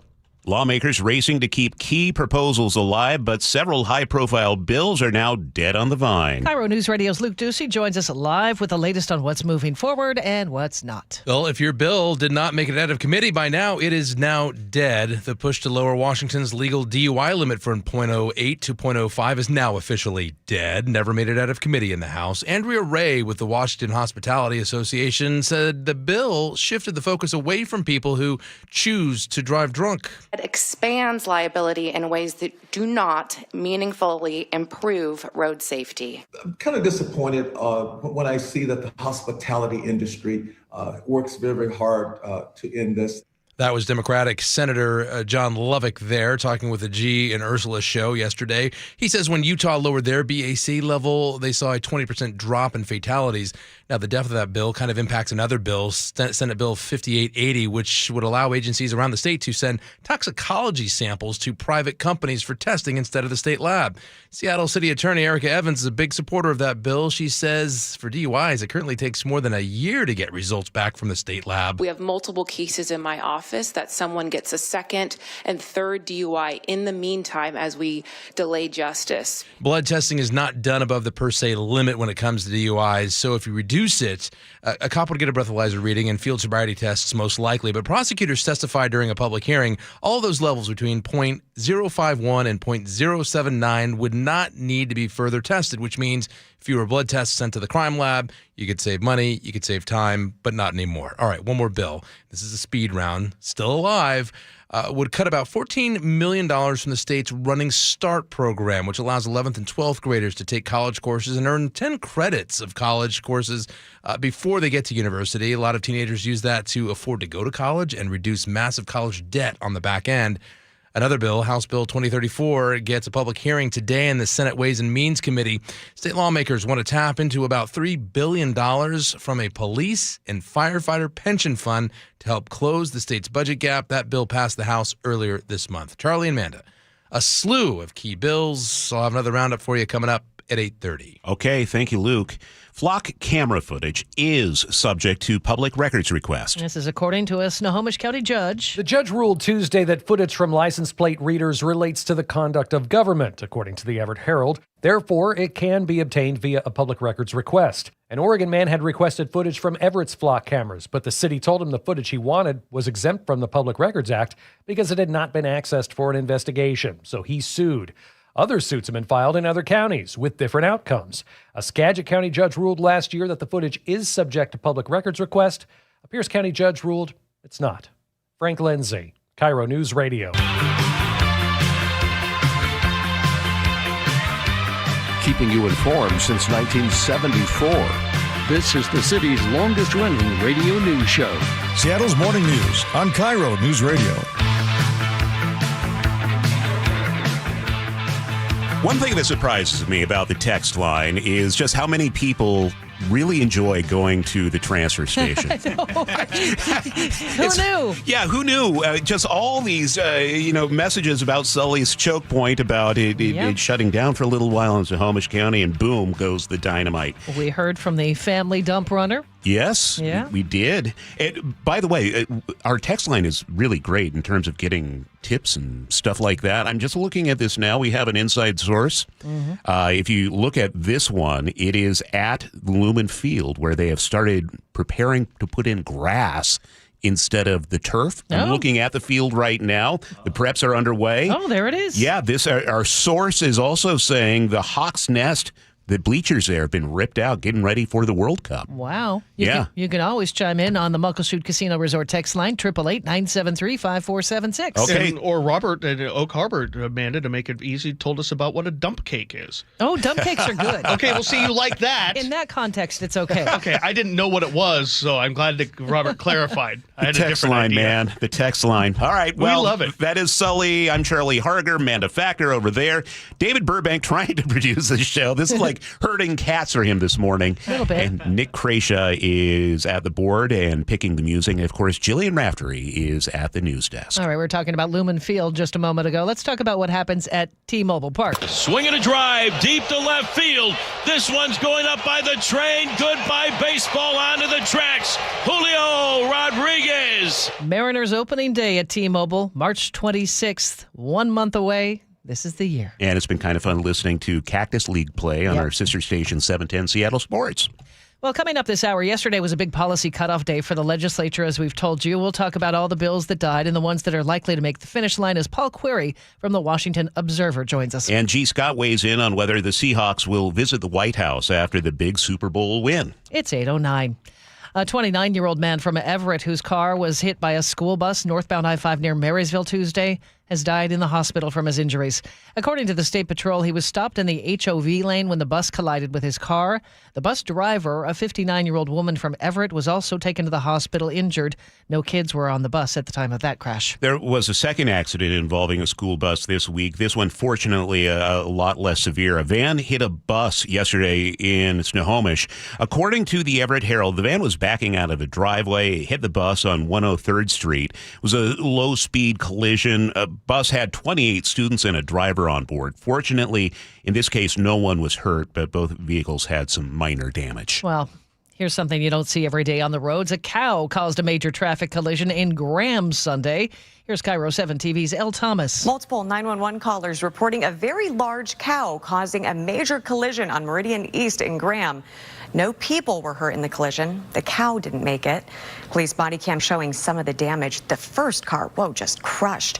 The second ran over part of the cow and was left with tire and wheel damage. Well, big welcome home for 4 Seattle Torrent hockey players who helped USA Hockey win gold at the Olympics. Here's Captain Hillary Knight. To be able to share that with this community that's championed us and who has loved us and supported us since day one and even before day one, before we even got here. So thank you very much for supporting us. Seattle soccer star Megan Rapinoe was there to celebrate, too. Thank you for this incredible moment that you gave us that will be memories for the rest of our lives. And their first game back, a big celebration for sure, is tomorrow against the Toronto Scepters. Well, the Seahawks still have not received an invitation to the White House, but head coach Mike McDonald told reporters at the NFL Combine he expects they will get one eventually.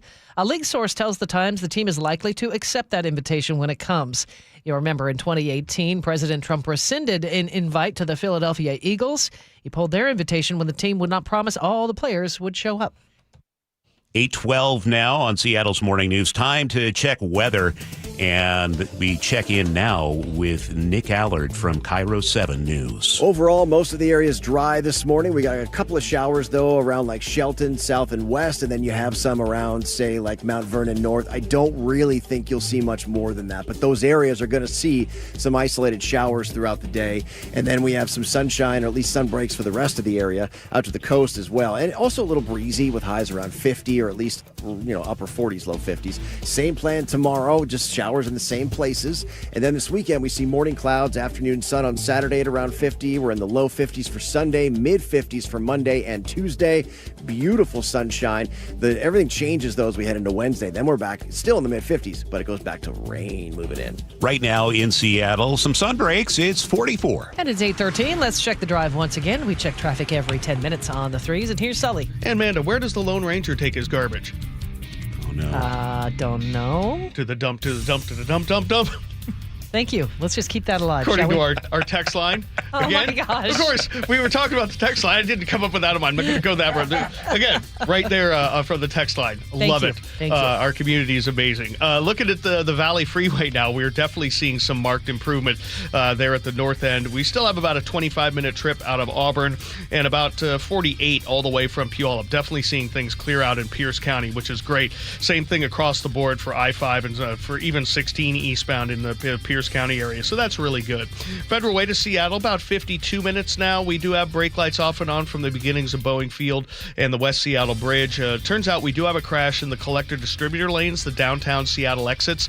We've been working a crash there near James in the right-hand lane. That's one of the reasons why those lanes are a little slow and why you're a little slow westbound on I-90, because you're tying right into those CD lanes. The Renton to Bellevue Drive, about 35 minutes, kind of an average day for you guys. Coming down from the north end, nice and easy, really good day from Arlington all the way down to about 145th in the shoreline area, South Shoreline, North Seattle. But from there on down, it's kind of a grind. 52 minutes from Linwood to Seattle, an hour from Linwood down into Bellevue, bumper to bumper away from Linwood. But by the time you're down to Totem Lake, really not all that bad. KIRO News Radio Real-Time Traffic, I'm Chris Sullivan. News matters. Experience counts. You're listening to Charlie Harger and Manda Factor, Seattle's morning news. Well, just 2 weeks left in the short legislative session in Olympia, and that means it's crunch time for lawmakers to get their bills passed by the finish line. Well, we've told you yesterday was the latest policy cutoff day, and some important proposals died on the floor. Well, let's get an update now with Paul Query at the Washington State Observer. Good morning, Paul. Yesterday was a big day. What are some of your takeaways? We saw some things die at the deadline that, we were actually anticipating were going to happen. I think the two big things, there's a perennial bill to lower the blood alcohol limit for driving under the influence, and that died. And then the fix for the sort of catastrophically large judgments that the state's paying out in lawsuits, that also didn't move forward. So I think that the DUI bill is sort of dies perennially because there's a lot of opposition to it. But we were a little surprised to see the tort judgment bill kind of run aground so early in the process. Why do you think that happened? Well, there's a lot of opposition, specifically from the trial bar. The plaintiffs' attorneys are very powerful in politics in Washington, and they were opposed. And you're talking about sort of rolling back rights for victims to seek redress for things that happened to them, and there are a lot of people who are against that kind of idea, even though it's very expensive for the state. To that point, I did a commentary recently on this. What I wasn't aware of is there's no limit on terms of how much the state can be forced to pay out in these lawsuits, whereas in most other states, there's a top level that it gets very expensive. That's true, and some states have what I think a lot of people would kind of view as sort of a draconian cap on how much victims can recover, but here sky's the limit. So the House and Senate supplementary budget bills are out. So what stands out to you? Lots of spending. Yeah, there's lots of spending. I mean, that number just keeps coming up. But we saw some interesting things that were actually cut in the budget. And one of the biggest items is they're looking to cut sort of hundreds of millions of dollars out of reimbursements to child care providers around the state. And that's obviously, that's an area of the economy where a lot of people struggle to find affordable childcare, and childcare providers struggle to find workforce. And so I think it's going to be interesting to see if that goes forward, because that's going to take a lot of money out of the pockets of childcare providers. There's also a proposal to spend like $800 million out of the rainy day fund. What's the buzz on that, Paul? I think that the sort of sober, budget writer types, really would prefer not to do that, because, there's always the question, is it actually raining? And some people would argue that it's not, and that the state has, run well ahead of its resources in its spending. But I mean, I think that definitely it seems unlikely to me that they're not going to tap the rainy day fund. There are sort of big tax increases on the horizon, but there are also, at the same time, looking to roll back some tax increases that they've passed in the last year. So I think they're going to go there. Charlie, would you like to ask about the so-called millionaire's tax? It's an income tax, Manda. Yes, I know. Paul, they don't like calling it that, but it seems like this is full steam ahead, right? Oh, yeah. I think at this point, the politics of that, even though, just a few years ago, this would have been sort of like a political kryptonite. Now, I think for many Democrats, they actively want to take that vote and would hear from their folks at home if they didn't. And so, yeah, I see that happening, definitely. So, I mean, a lot of future budget planning is surrounding this, yet every time this has gone up for a vote, it has been struck down. I know it would take an initiative to bring this income tax down. Are they really going to plan their budget around this without knowing for sure if it's actually going to become law in 2029? It's, that part of the budget is kind of, ethereal, right? I mean, we're talking about future budget years and projections and so on and so forth. So we haven't really booked the income tax revenue yet. But I think it is a fairly substantial bet, that, both the Supreme Court and the voters will decide to agree with this idea, and then they'll go forward. I mean, if it doesn't work out for them, that's going to be a problem in a few short years. Talking with Paul Query at the Washington State Observer. One of the things that's getting a hearing today is House Bill 2034. That would tap about $3 billion from a police and firefighter pension fund. It looks like this might have the votes to pass this year. Yeah, I mean, that's on the surface, that's a very controversial idea because you're talking about pension funds for firefighters and law enforcement officers, and those are politically powerful and popular constituencies. But there's a lot of money in that fund. It's very healthy in terms of providing the pensions for those folks. So it's a more of a paper controversy than an actual sort of raid on something that might actually deprive someone of their pension down the road. And Paul, a lot of these seems like one-time gimmicks, for lack of a better word, in terms of how they're going to raise money to fill this budget deficit.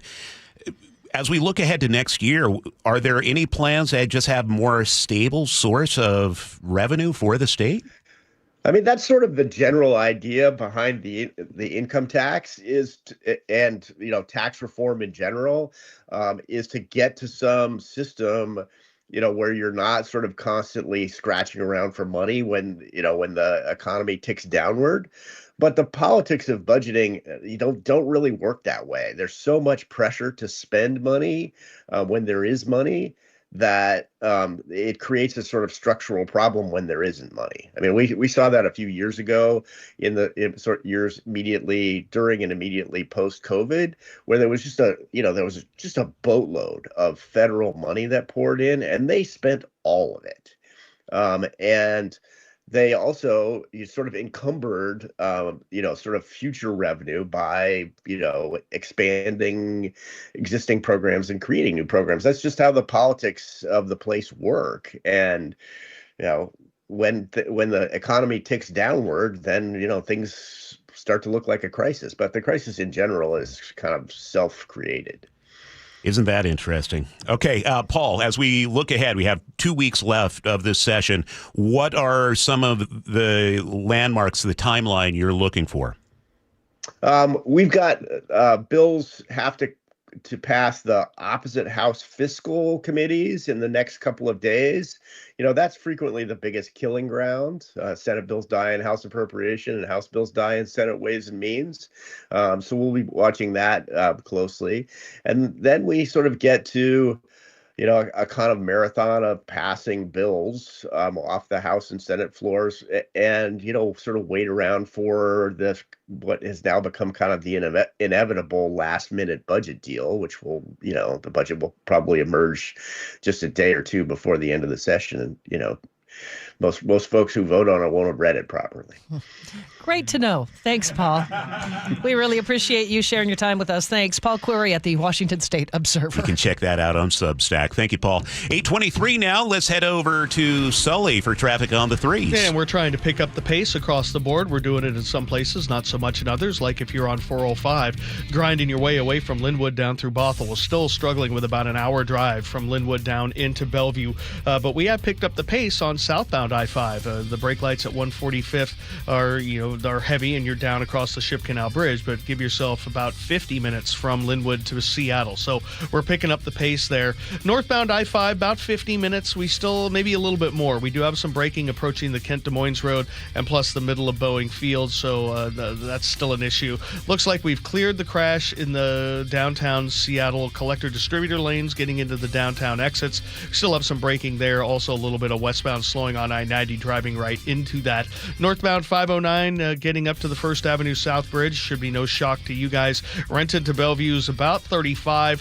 Valley Freeway definitely picking up the pace, 25 minutes out of Auburn and under 50 all the way from Puyallup. There's a little slowing getting into Issaquah on westbound 90. Both of the lake bridges, though, are in pretty decent shape. Nothing really super surprising. KIRO Newsradio Real-Time Traffic. I'm Chris Sullivan. And our forecast, we'll see some peaks of sunshine, just a partly cloudy day. Isolated showers today, highs around 50. The weekend looks really nice. Partly cloudy on Saturday and 50. 53 on Sunday. Mostly sunny skies by then. The sunshine will stick around for Monday and Tuesday as well. Right now, I see a little bit of sunshine. It's 44 in Seattle. And coming up, more of the day's top stories. Also, KIRO News Radio's Luke Ducey has this week's Tech Talk, a look at the rapidly growing trend of novelty betting on sports events. Coming up here on Seattle's Morning News. Now, word for the team at Boss Retirement Solutions. You're maybe, 10 years out from retirement, maybe 15. Close enough to feel real, far enough that there's still time to do something about it. Here's what I want you to think about. If you have saved more than $300,000, taxes could take 30, maybe 40% of that when you start drawing it down. It's not a worst-case scenario. That's what happens when people don't plan. The team at Boss Retirement Solutions in Seattle is offering a free retirement tax savings analysis, and it could show you exactly how much of your money you don't have to give away. Call 206-210-1350, 206-210-1350. The window to act is open. Boss Retirement Solutions, 206-210-1350. For informational purposes only, actual results may vary. No statement contained herein shall constitute tax, legal, or investment advice. KIRO News Radio is right there with you. Thank you so much for hanging out with us. On your smart speaker before you head out the door. We continue to be in recovery mode on northbound I-5. Watch live on YouTube or the KIRO News Radio app. Newfangled idea of having to see the people while they're talking. The office, the gym, wherever you are. Get on the YouTube channel. The whole gang's there. KIRO News Radio. 97.3 FM, powered by MyNorthwest.com. Dr. Mark Wagner has performed over 20,000 stem cell procedures, including mine, at Seattle Sports Regenerative Medicine. And we've interviewed over 100 of Dr. Wagner's patients, and we hear the same things. It changed my life. I'm back to doing the activities I love without pain. It really works. It's remarkable. We love helping people get back to living life to the fullest and doing the things they enjoy most. They also must really enjoy not having the pain and recovery time with surgery. Stem cell therapy is a 60-minute, non-surgical, minimally invasive procedure to eliminate pain, regenerate cartilage, treat tendon and ligament tears, osteoarthritis, and chronic tendonitis. And you only use the patient's own stem cells. That's right, their body's own stem cells. So, whether it's a hip like me, an elbow, shoulder, or knee... Don't forget ankles, wrists, and thumbs. Yep, those patients too. Before choosing surgery, see Dr. Mark Wagner, MD first. Learn more at drmarkwagnermd.com. Imagine finding your dream home and moving in right away. No waiting to sell your old place first. Sounds perfect, right? That's exactly what Orchard's Move First, Sell Later program lets you do. Buy your new home now and sell the old one later. Here's how it works. Orchard gives you cash so you can buy and move into your new home first on your timeline. No waiting, no showings, no double moves. Then the Orchard experts take it from there. They handle repairs on your old home for you so you attract the right buyers. Once they're done, a local Orchard agent lists and sells your home for top dollar. Orchard's Move First program gives you the freedom to buy and move into your new home first and sell your old home later. Buy before you sell and get top dollar for your home with Orchard. Ready to find out how much your home is worth? Visit Orchard.com to get your free home valuation.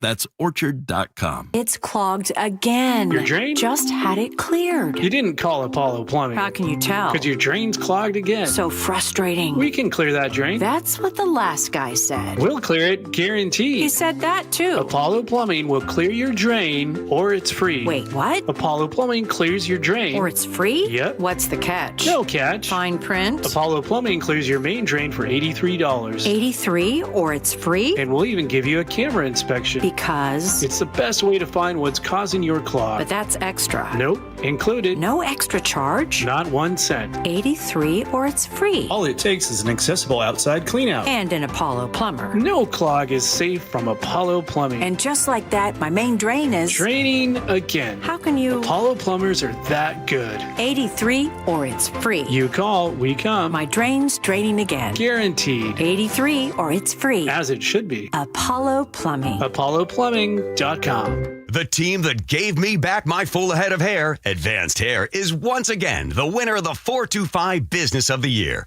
Dr. Perungo and his world-class team begin regrowing your own natural hair the very next day. And Advanced Hair guarantees your new hair will grow, just like they did for me. Find out why Advanced Hair is the best of the best. With your free consultation, you'll receive $250 off and 250 free hair grafts. 425-449-8185 or advancedhair.com. If you're itching to get out in the garden and get your hands in the soil, check out Sky Nursery's schedule of gardening events to help you get ready for spring. Learn about fruit trees, roses, hanging baskets, and veggie gardening. Even a festival of willow. Details at skynursery.com. Why does it matter to members that Aetna was named a Best Medicare Advantage company by U.S. News & World Report? Because they chose a plan that gives them real support, real people, and real care.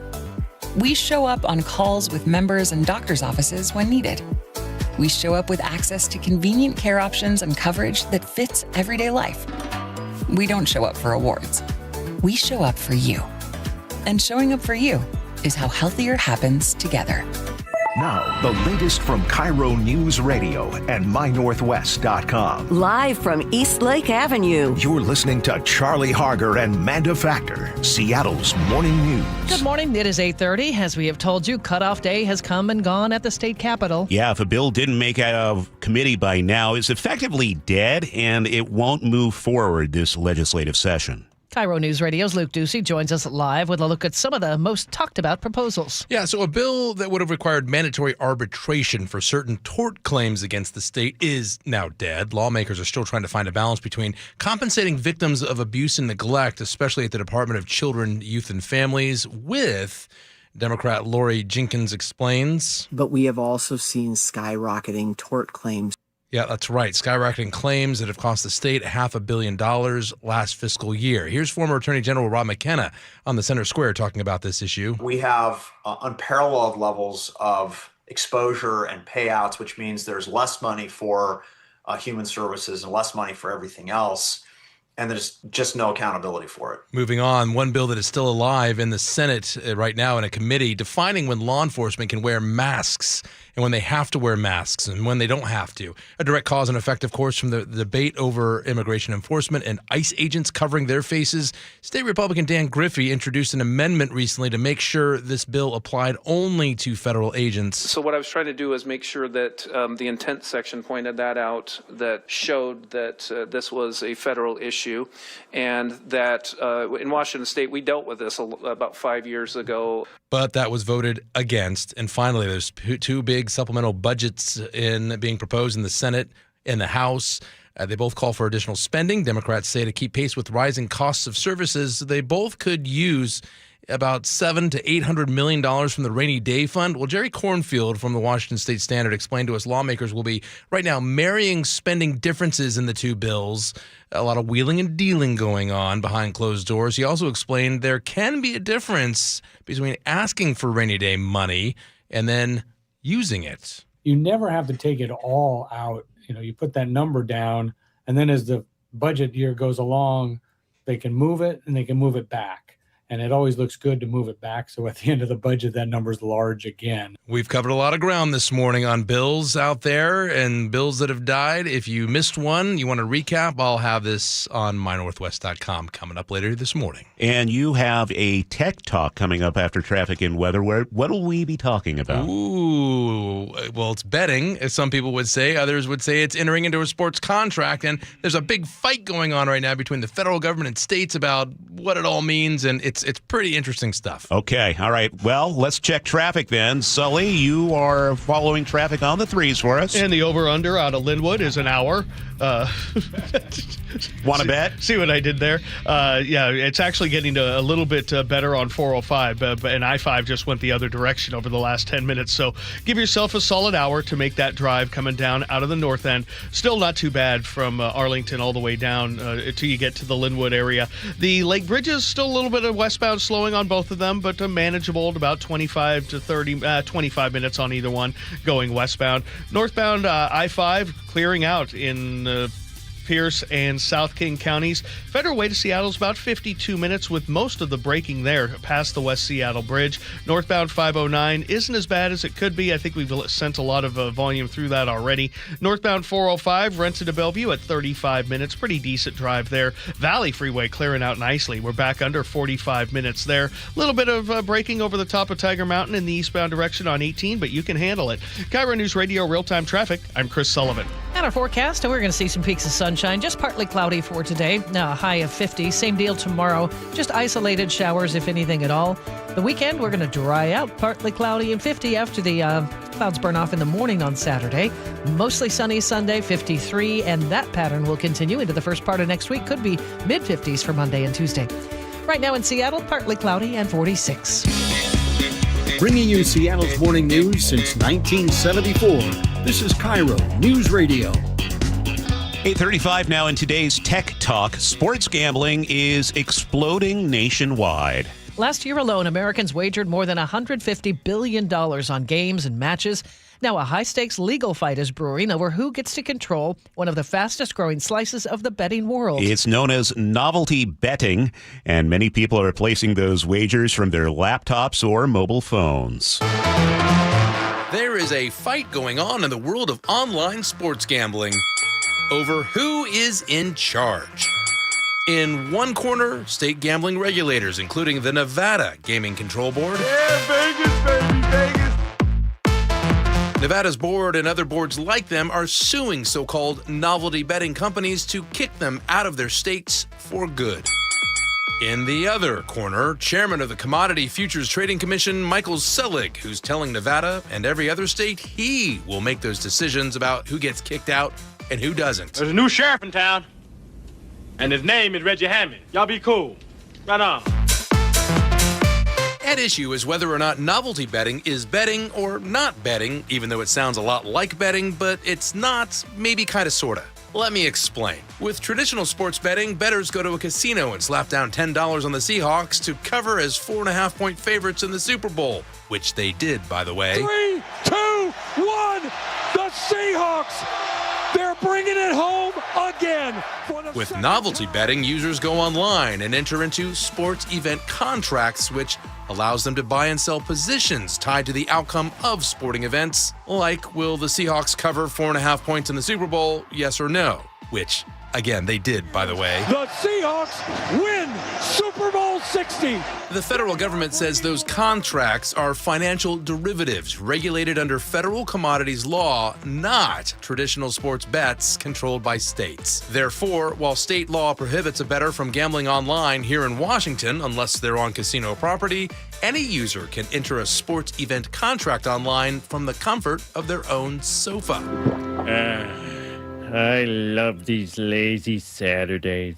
It's Wednesday, Homer. And if you think all that sounds awkward, many of the 40 states that have legalized gambling think so too, and that is why they are suing popular platforms like Crypto, Kalshi, and Polymarket. The CFTC wants to come in and become the National Gaming Board. How about if they focus on what they're supposed to be focusing on, which is things like derivatives in the agriculture sector, and the things that they've been doing all along. Former New Jersey Governor Chris Christie is one of many, but also a unique critic of the CFTC's control over sports event contracts. On CNBC, he shared as governor, he fought all the way to the Supreme Court to legalize sports gambling in the first place. It was a 6-year fight to finally get the Supreme Court to do it. And when they said we could do it, they said this was a states' rights issue. And he fully expects every state will eventually file lawsuits, even the 10 states that don't allow sports gambling at all, because for now, they can't stop sports event contracts. Like Alabama, a state like Georgia, who said, we don't want it.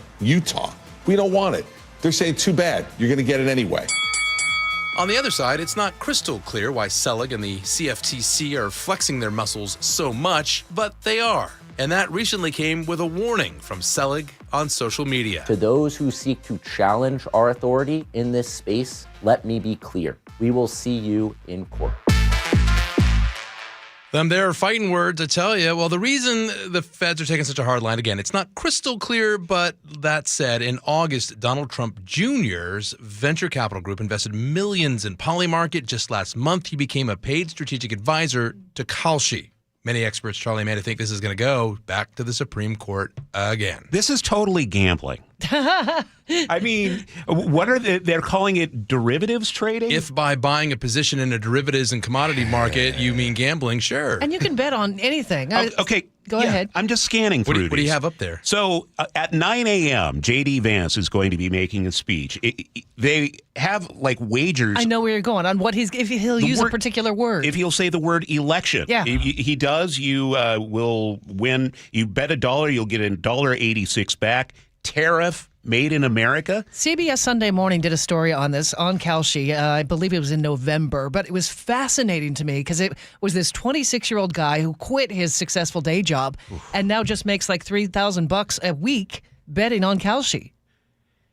It just makes me nervous. That makes me so nervous. Not betting on Kalshi, taking positions on Kalshi. I know. And I say that. Well, no, I say that because therein lies the fight, right? It's weird. It's awkward. Let's call it what it is. But yeah. But that's the fight right there, and someone's going to have to define that. And what has me just so concerned is you see sometimes like somebody will suddenly invest $100,000 in something like you have so few safeguards against insider trading. Like if I were to wager, I were to say something on the radio. I mean, I can imagine, just being in on it. But let me ask you this real fast. Let's talk about commodities. Orange juice. Yeah. Is there much difference between taking a stake whether or not it's going to do well or not do well, the crop's going to do well or it's not going to do well, which you can do. It's a commodity. You buy, commodities.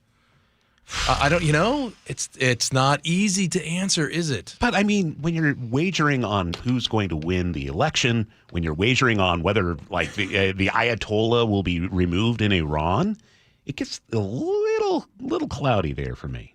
Kind of fun though. Yeah. Go Hawks. They should make a movie about frozen orange juice commodities. Did they? Yeah, he's referencing one line in Trading Places. I took Have you not took a seen line. Trading Places? Sorry, it was only 40 years ago, Amanda. I'm not that old. One of the best holiday movies ever. Okay, well, thank you, Luke. And Sully, what's coming up in traffic? We're going to take a look at northbound I-5 with a little bit of slowing getting up to the West Seattle Bridge. We'll break it down next. The John Curley Show. When people sit there and they see people with the American flag and they're utterly disgusted because they associate the flag and USA with Donald Trump, don't do that. You're doing yourself an amazing disservice. Weekdays 3 to 7. You could dislike Donald Trump, but you can still love America. It's like discounting Photograph from Nickelback, which is actually a pretty good song. Think of the fact that you love this country, and what you love about it is it's inclusive. Good. Include others. Watch The John Curley Show live on YouTube. In the market for a new Subaru? Do what I did and make it easy on yourself. Ursula Reutin here. Carter Subaru is Seattle's only Subaru dealership with the largest selection in our state. More than 700 Subarus are ready to roll. And right now, get a 2025 Subaru Crosstrek with 2.9% financing for 36 months on approved credit. Shop now during the Subaru A Lot to Love event. Visit Carter Subaru in Shoreline or Ballard or shop online at cartersubaru.com. On approved credit, subject to vehicle insurance and availability. A documentary service fee may be added to the sale price or capitalized cost. See dealer for details. Valid through 3/2/26. This month, Pure Talk is honoring Jackson and Lincoln by offering unlimited talk, text, and plenty of data for just $25 a month. Meanwhile, Big Wireless is honoring Benjamin Franklin by charging families hundreds of dollars for the same 5G service. What's up with that? Ben Franklin wasn't even a president. When you switch to Pure Talk, you'll be in business with an American wireless company that supports our vets in a big way and keeps all their customer service in this country. That's important. And you'll be on the same towers the big carriers use, so you'll get the same 5G service without the inflated price. So hang on to your Benjamins and switch to Pure Talk for a Jackson and a Lincoln. No contract, no hidden fees. Dial pound 250, say Mike Rowe, and you'll get 50% off your first month when you switch. That's pound 250, Mike Rowe, for an American wireless company that is truly unprecedented. Pure Talk. 8:43. We check traffic on the threes with Chris Sullivan. We still have some annoying slowing left on northbound I-5 past the West Seattle Bridge into downtown. The travel time still about 52 minutes to go from Federal Way. Once you're past the West Seattle Bridge, it really isn't too bad the rest of the way on up until you hit the Ship Canal Bridge, and then you have just a little bit of slowing approaching the actual construction zone there. Northbound 509, not doing great as you approach the First Avenue South Bridge, but that's become normal. Valley Freeway under 45 minutes. So we're definitely seeing improvements there. And then Renton to Bellevue, the S-curves are active. By the time you're up past 44th, it kind of thins out a little bit at I-90, and then the rest of the way on up isn't too bad. But 35 minutes there to Bellevue. Lake Bridges, still some westbound slowing, but nothing you can't handle. More yellow than red on the map. Coming down from the north end, anywhere from 50 minutes to an hour from Linwood to Seattle or Bellevue, depending on how you hit the volume there. As I said, most of Pierce and South King has cleared out. This report brought to you by Bucky's Complete Auto Care. For 50 years, Bucky's Complete Auto Repair has earned local trust with honest pricing, guaranteed repairs. That's why they're Carfax preferred. No gimmicks, just great service. Bucky's.com. Our forecast, you'll likely see some sun breaks for today. Just partly cloudy, few showers, just isolated showers, nothing threatening. High of 50 for today and tomorrow. The weekend, Saturday, will start off cloudy, but see some peaks of sunshine by afternoon, 50. How about a mostly sunny Sunday and a high of 53? We'll be sunny as you head back to work on Monday, too. Right now in Seattle, it's partly cloudy and 46. Sure does sound nice. Okay, coming up, are the Seahawks going to celebrate their Super Bowl victory at the White House? We'll talk to G. Scott about it next on Seattle's Morning News. As a social influencer, my days can be busy. 4 a.m., I hit the gym. 4:32, protein smoothie. 5:08, save time and money bundling my home and auto insurance with Progressive. Wait, if I bundle and save time, what would I do then? Just sit here and reflect? Like, why am I qualified to influence anyone? And how those weights are hollow? And half of my followers are bots. You could save time and money bundling your home and auto when you switch to Progressive. It's one less thing to worry about during your already busy day. Progressive Casualty Insurance Company affiliates and other insurers. Not available in all states or situations. Are you 50 or older? This news is for you. The CDC recommends you get vaccinated against pneumococcal pneumonia. Even if you're healthy, your age puts you at risk. People 50 or older are over 6 times more likely to be hospitalized with pneumococcal pneumonia compared to adults 18 to 49. Just one shot can help protect you. Learn more and schedule at vaxassist.com. That's VAXassist.com. Sponsored by Pfizer. Your new home is ready now. D.R. Horton, America's builder, has new construction communities across Puget Sound and Central Washington, with more coming. Find your new home at drhorton.com. America's builder, an equal housing opportunity builder. Have you thought about how your finances should change in 2026? Well, my friends at WaFd Bank can help. Right, Brad? Right, Dave. Set your financial goals and stick to them with free checking. No minimum balances or monthly maintenance fees to worry about. You also get spending tools to help you stay on top of your budget. Not only is WaFd Bank a best bank, we have more than 200 branches to serve you across 9 western states. And tell me about this voice-activated banking I've been hearing about. You can check your balance and make transfers between your WaFd accounts when your hands are full, which, let's face it, is probably most of the time. You'll also have access to free tools like person-to-person payments with Zelle, mobile check deposit, intuitive new debit card management tools to turn your card on and off, set spending notifications, and when those unfortunate times happen, submit fraud disputes right inside the WaFd mobile app. And you can choose from those great-looking Seattle Kraken and Seattle Seawolves debit cards. So visit wafdbank.com to open your account today. Non-sufficient funds charges may apply. Member FDIC. Join the conversation and text your favorite show on the KIRO Newsradio text line at 888-973-KIRO. That's 888-973-5476. Powered by Muckleshoot Casino Resort. Seattle's morning news. Hear it live, stream it online, watch the show, or catch the podcast anytime on mynorthwest.com. Well, here he is from the G and Ursula Show and the host of the Reset podcast. G. Scott joins us this morning. Good morning, G. Hey, good morning, y'all. You know, are you sporting short sleeves? A little something different today. Yeah. You know, it's almost spring. It's almost spring. Matter of fact, my favorite time of the year is coming up in a couple weeks. Time will go forward an hour. Do you guys love that time of the year or what? Yeah. Well, until it stays light until 10 o'clock, and then it's not so great. We do a morning show. Whoa. I love that. Even having to go to sleep super early, I still love that. Talk about hating on other people. The two of you, Charlie Manda. I don't want it to stay light till 10 o'clock. We were talking earlier on the show, just real quick before we get to the topic at hand, the joy of spring cleaning and taking stuff to the dump, a dump run. Oh, the best. The best, right? Love that feeling. And as Sally knows, y'all know. Is that what you call it? Huh? Spring cleaning? Make a dump run? Take a dump. Oh, wait. We never take a dump. Come on, Charlie, enough. We've been over this. What happened to Seattle's morning news? I did a choke point on a transfer station, otherwise known as a dump. Oh. Well, this is my favorite time of the year. Okay. As a matter of fact, I'm waiting till, you guys know this Sunday is March 1st. Yeah. And that's when I began all of my stuff on my lawn. You know, that's when I get busy doing the little things. I can't wait. So what do you guys want to talk about? Let's talk about the Seahawks because Mike McDonald made some news saying that he's hoping that they get an invite to the White House to celebrate their Super Bowl victory. Yeah, as you all know, if you check me out on social media, about a week and a half ago, I posted about this. I talked about it already. It's almost like I was in front of it. Anyways, first let me say this. There's this saying that we say 12s as one, right? We say that all the time. Now, the 12s as one, meaning it's the 12, it's Seahawk fans, we're a community, and we're all as one. We got together recently. We just celebrated Super Bowl 60 as champions. And so we can't be 12s as one when it's only about convenience. Unity that only works when it's just convenient isn't unity at all. Recently I watched, and you all watched, and we all watched this Super Bowl championship team get celabrated here in this beautiful city of Seattle.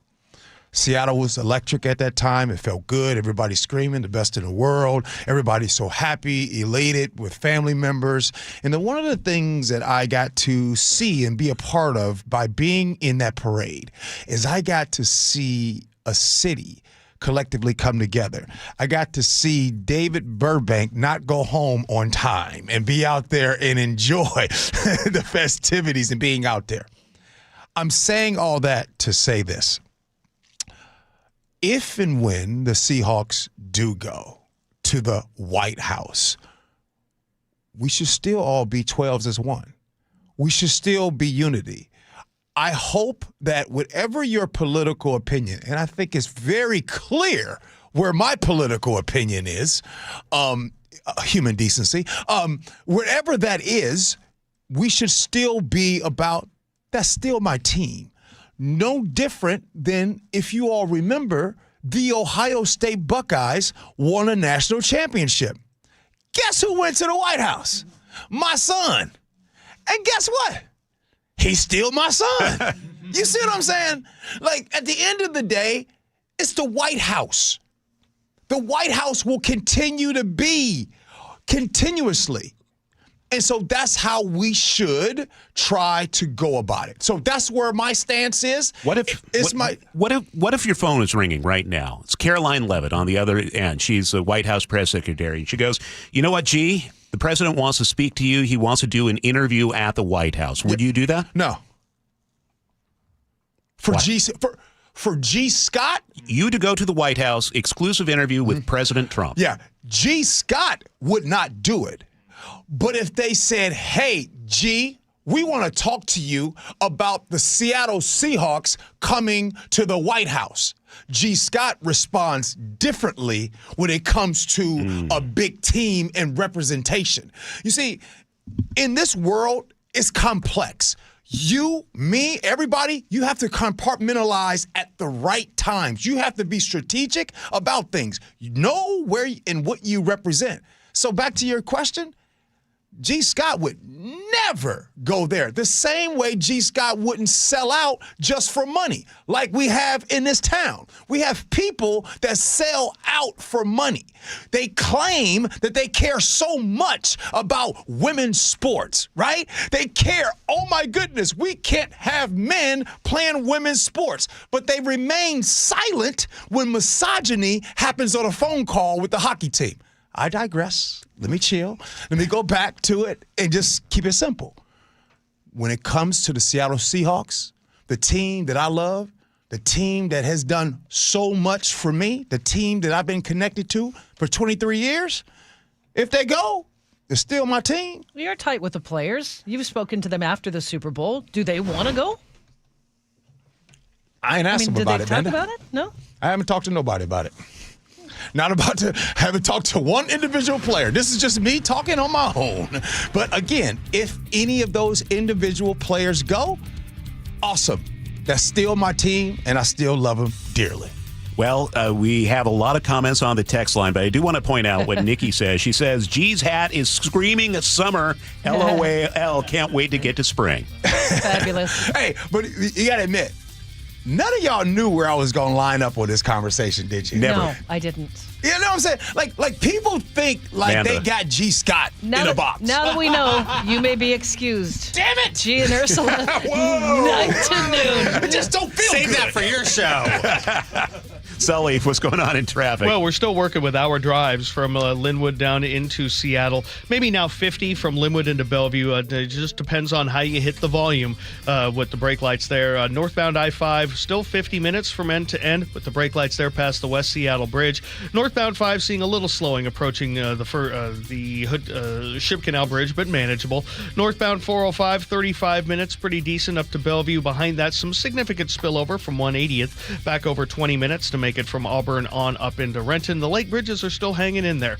KIRO Newsradio Real-Time Traffic. I'm Chris Sullivan. Not a bad day weather-wise. Isolated showers a possibility. Otherwise, partly cloudy and a high of 50 both today and tomorrow. It's 46 right now. All right, coming up on the G and Ursula show, the Love Doctor will return to the show to field your questions about love, relationships, and other stuff in 2026. Text in all your questions to 888-973-5476. KIRO Newsradio, where you turn for the news you depend on. Two competing budget proposals. Senators want to be aggressive, they say. Traffic. We have a stall on westbound 16. Conversation. If they pass this thing and Governor Ferguson signs it into law, I think there's going to be a mass political sea change in Washington State. And your Super Bowl champion Seahawks. They're bringing it home again. Broadcasting live from the KIRO Newsradio YouTube channel.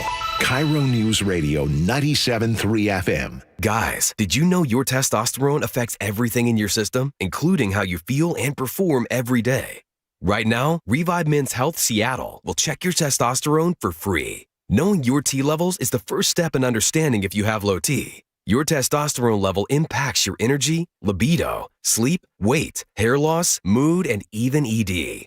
Maintaining an appropriate T level can change your whole life. Most men start to see changes in their hormone levels in their 30s. Experience and results matter. So what are you waiting for? Get your T levels checked today by local, experienced, and trusted men's health experts. They've helped thousands of men since 2011. They're so confident they can help you, they even guarantee it. Call Revive today and schedule your free testosterone test, free exam, and free consultation.